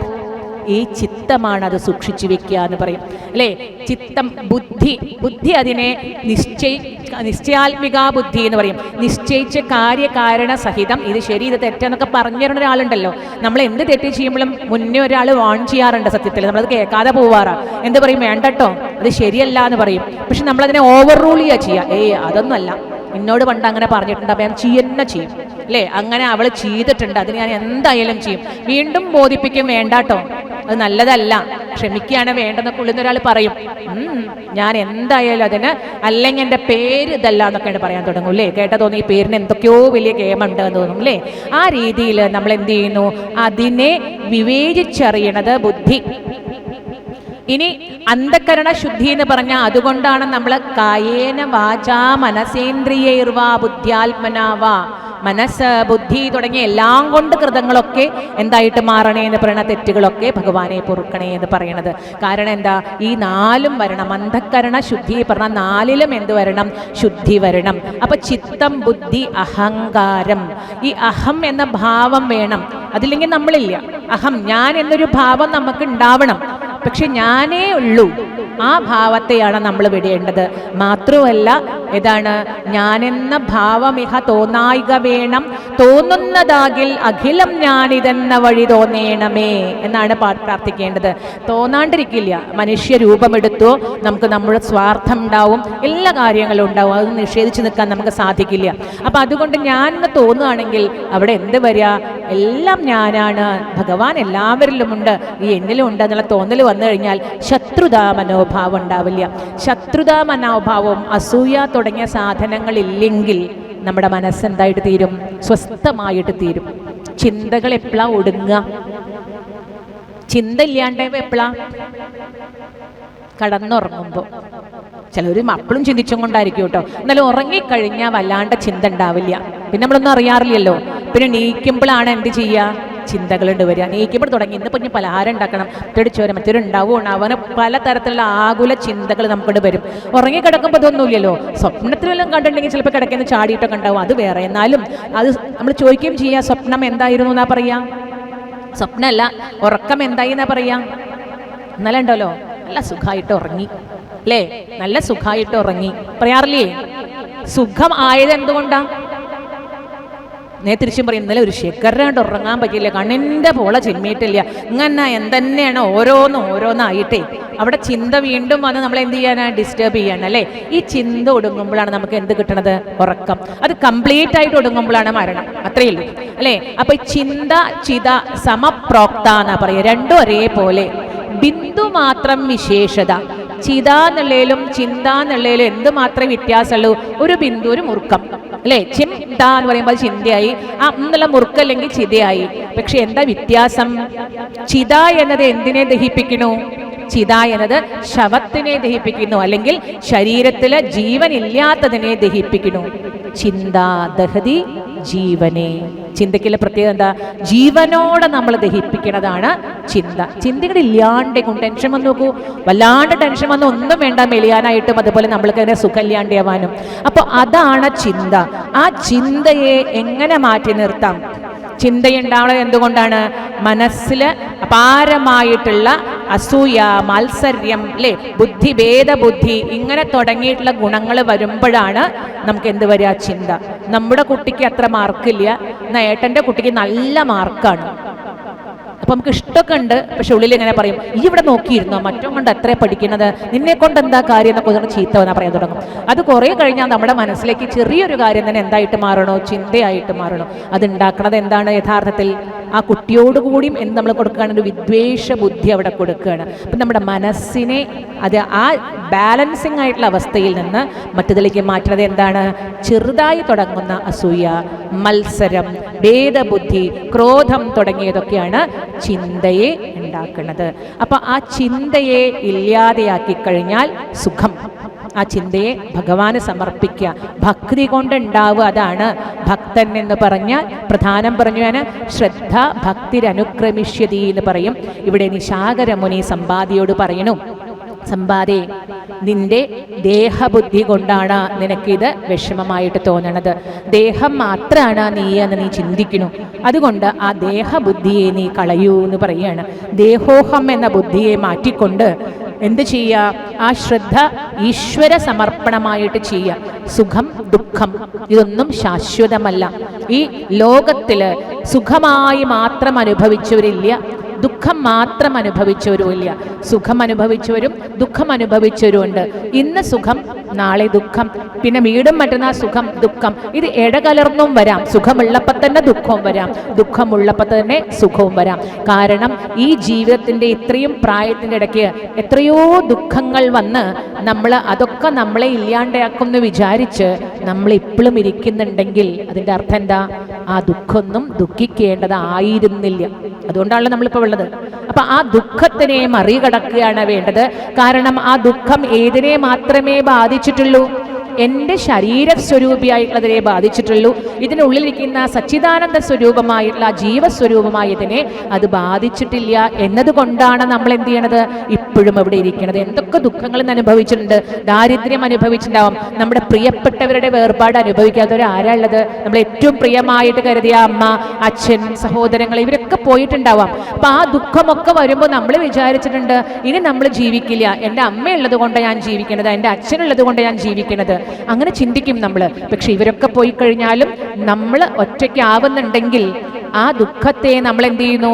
നമ്മൾ ഭക്തി കൊണ്ട്, അതാണ് ഭക്തി എന്ന് പറയുന്നത്, അതിജീവിക്കുന്നു. കാരണം എന്താ? ഞാൻ ഒറ്റയ്ക്കാണ് വന്നത്, ഇനി ഞാൻ ഇവിടുന്ന് പോകേണ്ടതും ഒറ്റയ്ക്കാണ്. ആ ഇടയിൽ നമ്മൾ എന്ത് ചെയ്യുന്നു? പാന്തർ പെരുവഴി അമ്പലം തന്നിലേ അല്ലേ? അതുപോലെ പാന്തരെങ്ങനെയാണോ പെരുവഴി അമ്പലത്തിലെ സത്രത്തിൽ ഒത്തുകൂടി അവിടെ ഇരുന്ന് കുറേ വർത്തമാനങ്ങളൊക്കെ പറഞ്ഞ്, അല്ലെങ്കിൽ ടിക്കറ്റ് എടുത്തുകൊണ്ട് നമ്മളൊരു യാത്ര തുടങ്ങണു, ഒരു ലോങ് ആയിട്ടുള്ളൊരു ജേണി. അതിൻ്റെ ഇടയിൽ വെച്ച് എന്ത് ചെയ്യുന്നു? കുറേ ആളുകൾ കയറുന്നു, കുറേ ആളുകൾ ഇറങ്ങിപ്പോകുന്നു, വീണ്ടും കയറുന്നു, നമ്മുടെ സ്റ്റോപ്പ് എത്തിക്കഴിഞ്ഞാൽ നമ്മളും പോണു. ഇതേപോലെയുള്ള ഒരു ടിക്കറ്റ് ഭഗവാൻ എടുത്തു തന്നിട്ടുണ്ട്. അതിലേക്ക് നമ്മൾ ഇങ്ങനെ പോവുകയാണ്. അതിനിടയിൽ പലരെയും കണ്ടുമുട്ടുന്നു. ചിലവരെയൊക്കെ നമ്മൾ എന്താക്കി മാറ്റുന്നു? നമ്മുടെ ബന്ധുക്കളാക്കി മാറ്റുന്നു, സ്വന്തമാക്കി മാറ്റുന്നു. എന്നാൽ യഥാർത്ഥത്തിൽ ഇതിൽ നിന്നൊക്കെ മനസ്സിനെ എന്ത് ചെയ്യണം? വേർപെടുത്തണം. ദുഃഖത്തെ വരുമ്പോൾ അമിതമായിട്ട് വ്യസനിക്കാതിരിക്കുക. സന്തോഷത്തെ വരുമ്പോൾ സന്തോഷം മാത്രമല്ല, ജീവിതത്തിൽ ദുഃഖമുണ്ടാവും, അതിനെയും റെഡി ആയിരിക്കുക. ഈ പരീക്ഷയ്ക്ക് ഞാൻ ഫുൾ A+ ആണ്, അടുത്ത പ്രാവശ്യം വേണമെങ്കിൽ എനിക്ക് 2 A+ കുറയാം, അത് സംഭവിക്കാം എന്ന് നമ്മൾ മനസ്സിൽ പറഞ്ഞു വെക്കണം. എല്ലാം ഇപ്പോഴും എനിക്ക് A+. ഞാൻ ഭഗവാനോട് അങ്ങനെ ചെയ്തതാണ്, ഇത്ര പ്രാർത്ഥിച്ചതാണെങ്കിൽ ഭക്തി എനിക്കില്ല, കാരണം ഞാൻ പറഞ്ഞിട്ട് എനിക്കൊന്നും തന്നിട്ടില്ല ഭഗവാനോട്. അങ്ങനെ പറയാൻ പറ്റുമോ? കാരണം ഫസ്റ്റ് ആവണം എന്നൊരു കുട്ടി പ്രാർത്ഥിക്കുകയാണ്, അങ്ങനെ ഒരു 10,000 കുട്ടികൾ പ്രാർത്ഥിക്കുകയാണെങ്കിൽ ആരുടെ പ്രാർത്ഥനയെ ഭഗവാൻ കേൾക്കുക? സത്യത്തിൽ ഭഗവാൻ ആരുടെ പ്രാർത്ഥന കേൾക്കണമില്ല, കേൾക്കാതിരിക്കണമില്ല. നമ്മൾ എന്ത് ചെയ്യണു? ആ പ്രാർത്ഥിക്കുമ്പോൾ കിട്ടുന്ന മനസ്സിൻ്റെ ഒരു ഉറപ്പുണ്ടല്ലോ, ഒരു വിശ്വാസം, അത് നമ്മളിൽ തന്നെ പോസിറ്റീവായിട്ട് ആ പരിണമിച്ചുകൊണ്ട് നമ്മൾ എന്തിലേക്ക് മാറ്റുകയാണ്? ലക്ഷ്യസ്ഥാനത്തേക്ക് മാറ്റുകയാണ്. ആ ഉറപ്പാണ് യഥാർത്ഥത്തിൽ എന്ത്? ഈശ്വരനിലുള്ള വിശ്വാസം. അതാണ് ശ്രദ്ധ ഭക്തി അനുക്രമിഷ്യതി എന്ന് പറഞ്ഞത്. അപ്പൊ ഭഗവാനിലുള്ള ഭക്തി. സമ്പാദി പിന്നീട് പറയുന്നു എന്താണ് ജീവന്റെ പരിണാമം. നാളെയുമുണ്ട് നമുക്ക് അനുസ്മരിക്കാനായിട്ട് ജീവന്റെ പരിണാമത്തെ. കാരണം നാളെ വളരെ കുറച്ച് പ്രകരണേ നമുക്ക് അനുസ്മരിക്കാനായിട്ടുള്ളൂ. ഏത് മാത്രമേ ഉള്ളൂ? സമുദ്രലംഘന ചിന്ത എന്ന ചെറിയൊരു ടോപ്പിക്ക് മാത്രമേ ഉള്ളൂ. അതൊന്നും പ്രത്യേകിച്ച് നമുക്ക് അനുസ്മരിക്കാനായിട്ടില്ല. അപ്പൊ സമ്പാദി പറഞ്ഞു കൊടുക്കുന്ന ജീവന്റെ പരിണാമ പ്രക്രിയ ഉണ്ടല്ലോ, അത് ഇന്നത്തെ മോഡേൺ സയൻസ് ആണ്. എത്ര കാലഘട്ടങ്ങൾക്ക് മുമ്പ് ഈ ജീവപരിണാമ വ്യവസ്ഥയെ പറ്റി സമ്പാദി വാക്യമായിട്ട് നിശാകരമുനി സമ്പാദിക്ക് ഉപദേശിച്ചത് 1000 വത്സരം കഴിഞ്ഞ് ഇതാ ഇവരുമായിട്ട് സംഗമമുണ്ടായപ്പോൾ അല്ലേ, ഹനുമാനും അതുപോലെ തന്നെ അങ്കദനുമായിട്ടൊക്കെ സമാഗമമുണ്ടായപ്പോൾ ആ തത്വത്തെ ഇതാ സമ്പാദി പറഞ്ഞു കൊടുക്കണു. നിശാകര മുനി പറയുന്നു, നീ ദേഹം നിമിത്തം വിഷമിച്ചു കൊണ്ടിരിക്കേണ്ട. 1000 സംവത്സരം കഴിയുമ്പോൾ ഞാൻ നിനക്ക് ഈ ജീവന്റെ ആ ക്രമത്തെ പറ്റി പറഞ്ഞു തരാം. അപ്പോൾ നിനക്ക് മനസ്സിലാവും എന്താണ് ഈ ജീവൻ, എന്താണ് ദേഹം എന്നത്. അത് തത്വം മനസ്സിലാക്കി കഴിഞ്ഞാൽ നിനക്കിതിലുള്ള പ്രയാസം, അജ്ഞാനം നീങ്ങും, ജ്ഞാനമാകും. അത് നീ എപ്പോൾ ശ്രീരാമേന്ദ്രസ്വാമിയിലെ നിയോഗമായിട്ട് കുറെ കവികള്, കുരങ്ങന്മാര്, വാനരന്മാര് ഇവിടെ വരും. ആ സമയത്ത് അവരോട് ഈ ഉപദേശത്തെ ചെയ്യൂ. ഈ ജീവന്റെ പരിണാമത്തെക്കുറിച്ചും യഥാർത്ഥത്തിൽ എന്താണ് ജീവൻ, അതുപോലെ എന്താണ് ദേഹം, ഏതാണ് ദേഹി എന്നതിനെ കുറിച്ച് നീ ഉപദേശിക്കൂ. അപ്പോൾ നിനക്ക് നഷ്ടപ്പെട്ട ചിറകുകൾ താനേ മുളച്ചു വരും. ആലോചിച്ച് നോക്കൂ, 1000 സംവത്സരമാണ് ആര് കാത്തിരിക്കുന്നത്? സമ്പാദി കാത്തിരിക്കുന്നത്. എന്തില്? വെറും ഒരു നിശാകര മുനി പറഞ്ഞ ഒരു വാക്യത്തിൽ വിശ്വസിച്ചിട്ട്. അതാണ് ക്ഷമ എന്ന് പറഞ്ഞത്, തപസ് എന്ന് പറയുന്നത് അതാണ്. നമ്മൾ അതിൽ ഉറച്ച് വിശ്വസിക്കുക. അതാണ് ഇപ്പോഴും നമ്മൾ പറയുമ്പോൾ മോഡേൺ സയൻസും പറയുന്നത് അതാണ്. ഉറപ്പിച്ചൊരു കാര്യം നമ്മൾ ഇച്ഛിക്കുന്നുണ്ടെങ്കിൽ, എന്ത് പ്രതികൂലമായ അവസ്ഥയുണ്ടെങ്കിലും നമ്മുടെ ഇച്ഛയിൽ നമ്മൾ മാറുന്നില്ലെങ്കിൽ അത് നമ്മളെ തേടി വരും അല്ലേ? അതാണ് കൃത്യമായിട്ട് പറയണത്. നമുക്ക് ഇളക്കം വരുമ്പോഴാണ് പ്രശ്നം. സംശയാത്മാവിനശ്യതി എന്ന് പറയും. അതിൻ്റെ ഇടയിൽ പറ്റുമോ, കിട്ടുണ്ടാവോ, അങ്ങനെ ഒരു സംശയം വന്നാൽ പോയി നമ്മുടെ ആത്മവിശ്വാസത്തെ തകർത്തു. അതിനാണ് ഉറച്ച തീരുമാനം. അതിനിപ്പോൾ ഈശ്വരൻ എന്ന് പറയുന്ന ഒരു വിഗ്രഹ രൂപത്തിൽ വിശ്വസിച്ചില്ലെങ്കിലും നമ്മുടെ ശക്തി ഉണ്ടല്ലോ, ഉള്ളിലൊരു സ്വരൂപം, അതിൽ ഉറച്ച് വിശ്വസിക്കുക. അത് തന്നെയാണ് ഭഗവാൻ. അപ്പൊ നിരീശ്വരവാദിയാണെങ്കിലും സൽഫലങ്ങൾ വരും. എന്തുണ്ടായാൽ മതി? തന്നിലൊരു വിശ്വാസം ഉണ്ടായാൽ മതി. കാരണം എന്താ? ഈശ്വരൻ പുറത്തല്ല, ഈശ്വര സ്വരൂപി തന്നെയാണ് നമ്മൾ. സത്യത്തിൽ ആ നിരീശ്വരവാദിയും ആര് തന്നെയാണ്? ഭക്തൻ തന്നെയാണ്. കാരണം എന്താ? അയാളിൽ വിശ്വസിക്കുന്നു പറഞ്ഞാൽ ഈ ആളാരാണ്? തത്വം അസി, അതന്നെയല്ലേ വേദവാക്യം. അത് നീ തന്നെയാകുന്നു എന്നല്ലേ പറയണത്. ആ വിശ്വാസമുണ്ട്, എന്നിട്ട് നമുക്ക് ഇളക്കമുണ്ടെങ്കിൽ അവിടെയാണ് പ്രശ്നം. എന്താണ്? വിശ്വാസമുണ്ട് ഭഗവാനിലൊക്കെ, എന്നിട്ട് സംശയം, പറ്റില്ലായിരിക്കും, ഉണ്ടാവില്ല, ചിലപ്പോൾ ഞാൻ അത്രയ്ക്കൊന്നും സുഹൃതം ചെയ്തിട്ടില്ലേ എന്നൊക്കെ ചിലപ്പോൾ പറയും അല്ലേ? ആ രീതിയിൽ പറയും. അവിടെ വിശ്വാസത്തിനുള്ള ഇളക്കമാണ്. ഇളക്കമുണ്ടോ അവിടെ എന്തില്ല? ഭക്തി ഇല്ല. ഭക്തി എന്താണ്? ഇപ്പൊ വീണ്ടും നമ്മൾ പറയണു, ശ്രദ്ധ ഭക്തി അനുക്രമിഷ്യതി. അങ്ങനെ ആ ശ്രദ്ധ നമുക്ക് കിട്ടട്ടെ, ഭഗവാനിൽ അപൗമമായിട്ടുള്ള ആ വിശ്വാസം നമുക്ക് ലഭിക്കട്ടെ എന്ന് പ്രാർത്ഥിക്കാം. എന്നാലാണ് നമുക്ക് ആ ഭക്തന്റെ ഗുണങ്ങൾ മുഴുവനായിട്ട് വരുള്ളൂ. നാളെ നമുക്ക് ആ സമ്പാദി വാക്യത്തെ ശ്രവിക്കാം. എങ്ങനെയാണ് ഒരു ജീവൻ ഭൂമിയിലേക്ക് വന്നു വീഴുന്നത്? ക്ഷീണേ പുണ്യേ മർത്യലോകം വിശന്തി എന്ന് പറയും. പുണ്യം ക്ഷയിക്കുമ്പോൾ ഓരോരോ ആഗ്രഹങ്ങൾ കൊണ്ട് കർമ്മം ചെയ്യണു, ദേഹം സ്വീകരിച്ചത് കൊണ്ട് കർമ്മങ്ങൾ ചെയ്യണു. ആ കർമ്മങ്ങൾക്കനുസൃതമായിട്ട് നമ്മൾ വീണ്ടും എന്ത് ചെയ്യുന്നു? പല പല സ്വരൂപത്തെ, ദേഹത്തെ സ്വീകരിക്കുന്നു. ആ കർമ്മത്തെ പൂർത്തീകരിക്കാനായിട്ട്, ആ കാമനകളെ പൂർത്തീകരിക്കാനായിട്ട്. അതുകൊണ്ടാണ് ആഗ്രഹങ്ങളെ കുറച്ചു കൊണ്ടുവന്നാൽ, മോഹങ്ങളെ കുറച്ചു കൊണ്ടുവന്നാൽ, മോഹങ്ങളെ ക്ഷയിപ്പിച്ചാൽ എന്ത് കിട്ടി? മോക്ഷം കിട്ടി. മോക്ഷം എന്ന് പറഞ്ഞാൽ തന്നെയാണ് മോഹങ്ങളാണ്. ഭഗവാന്റെ പാദത്തോട് ചേരണമെന്ന് എനിക്ക് മോഹമുള്ളൂ പറഞ്ഞ് സമർപ്പിച്ചാൽ പിന്നെ എന്ത് വേണ്ടി വരില്ല? ഈ ജീവിത ചക്രം ഇങ്ങനെ അല്ലേ, സംസാര ചക്രത്തിൽ കിടന്ന് ഉഴലേണ്ടി വരില്ല എന്ന് പറയാണ്. അത് സാധിക്കാനാണ്, ആ ഭക്തി സാധിക്കാനാണ് നാം ഓരോരുത്തരും ഈ സമ്പാദിവാക്യം പോലെയുള്ള ഈ തുടങ്ങിയിട്ടുള്ള കാര്യങ്ങളെയൊക്കെ നമ്മൾ രാമായണ പാരായണം കൊണ്ടൊക്കെ ഉദ്ദേശിക്കുന്നത് എന്നർത്ഥം. അപ്പം നാളെ നമുക്ക് കുറച്ചുകൂടി വിശദമായിട്ട് എങ്ങനെ ഒരു ജീവൻ ഇതിനെ പ്രാപിക്കുന്നു എന്ന രീതിയിൽ, എങ്ങനെ ഭൂമിയിൽ പതിച്ച് എങ്ങനെയാണ് ഒരു ജീവൻ അതിൻ്റെ ലക്ഷ്യസ്ഥാനത്തേക്ക് എത്തണത് എന്നുള്ളത്, ആ മോഡേൺ സയൻസ് എങ്ങനെയാണ് സമ്പാദിവാക്യമായി നമുക്ക് നാളെ അനുസ്മരിക്കാം. ഏതായാലും ആ ഭഗവാന്റെ ചിത്തത്തിൽ നമുക്ക് ഭഗവാന്റെ പാദങ്ങളിൽ ഭക്തി സംഭവിക്കണേ എന്ന് പ്രാർത്ഥിക്കുക. ഓരോന്നിലും ശാപമോക്ഷമായിട്ട് പറയുക. എന്തായിരിക്കും? ഈ ശാപത്തെ കിട്ടി ഒരു ജന്മം സ്വീകരിച്ചു, അത് കഴിഞ്ഞാൽ ആ ശാപമോക്ഷം സ്വീകരിക്കുമ്പോൾ ഓരോരുത്തരും പ്രാർത്ഥിക്കുന്നത് എന്ത് തന്നെയാണ്? ഭക്തി തരണേ എന്ന് തന്നെയാണ്. ആ ഭക്തി നമുക്കും കിട്ടട്ടെ എന്ന് പ്രാർത്ഥിക്കാം. രാമചന്ദ്ര നമസ്തേ നമോസ്തുതേ രാമഭദ്ര നമസ്തേ നമോസ്തുതേ രാഘവായ നമസ്തേ നമോസ്തുതേ രാമ രാമ രാമചന്ദ്ര നമസ്തേ നമോസ്തുതേ രാമഭദ്ര രാഘവായ രാമ രാമ കരചരണകൃതം വാ കായജം കർമ്മജം വാ ശ്രവണനയനജം വാ മാനസം വാപരാധം വിഹിതമവിഹിതം വാ സർവമേതൽ ക്ഷമസ്വ ജയ ജയ കരുണാബ്ധേ ശ്രീ മഹാദേവ ശംഭോ കായേന വാചാ മനസേന്ദ്രിയേർവാ ബുദ്ധ്യാത്മനാ വാ പ്രകൃതേത് സ്വഭാവാൽ കരോമി യദ്യത് സകലം പരസ്മൈ നാരായണായേതി സമർപ്പയാമി. സ്വസ്തി പ്രജാഭ്യഃ പരിപാലയന്താം ന്യായേന മാർഗേണ മഹിം മഹീഷാ ഗോബ്രാഹ്മണേഭ്യഃ ശുഭമസ്തു നിത്യം. ലോകാ സമസ്താ സുഖിനോ ഭവന്തു. ഓം ശാന്തി ശാന്തി ശാന്തി.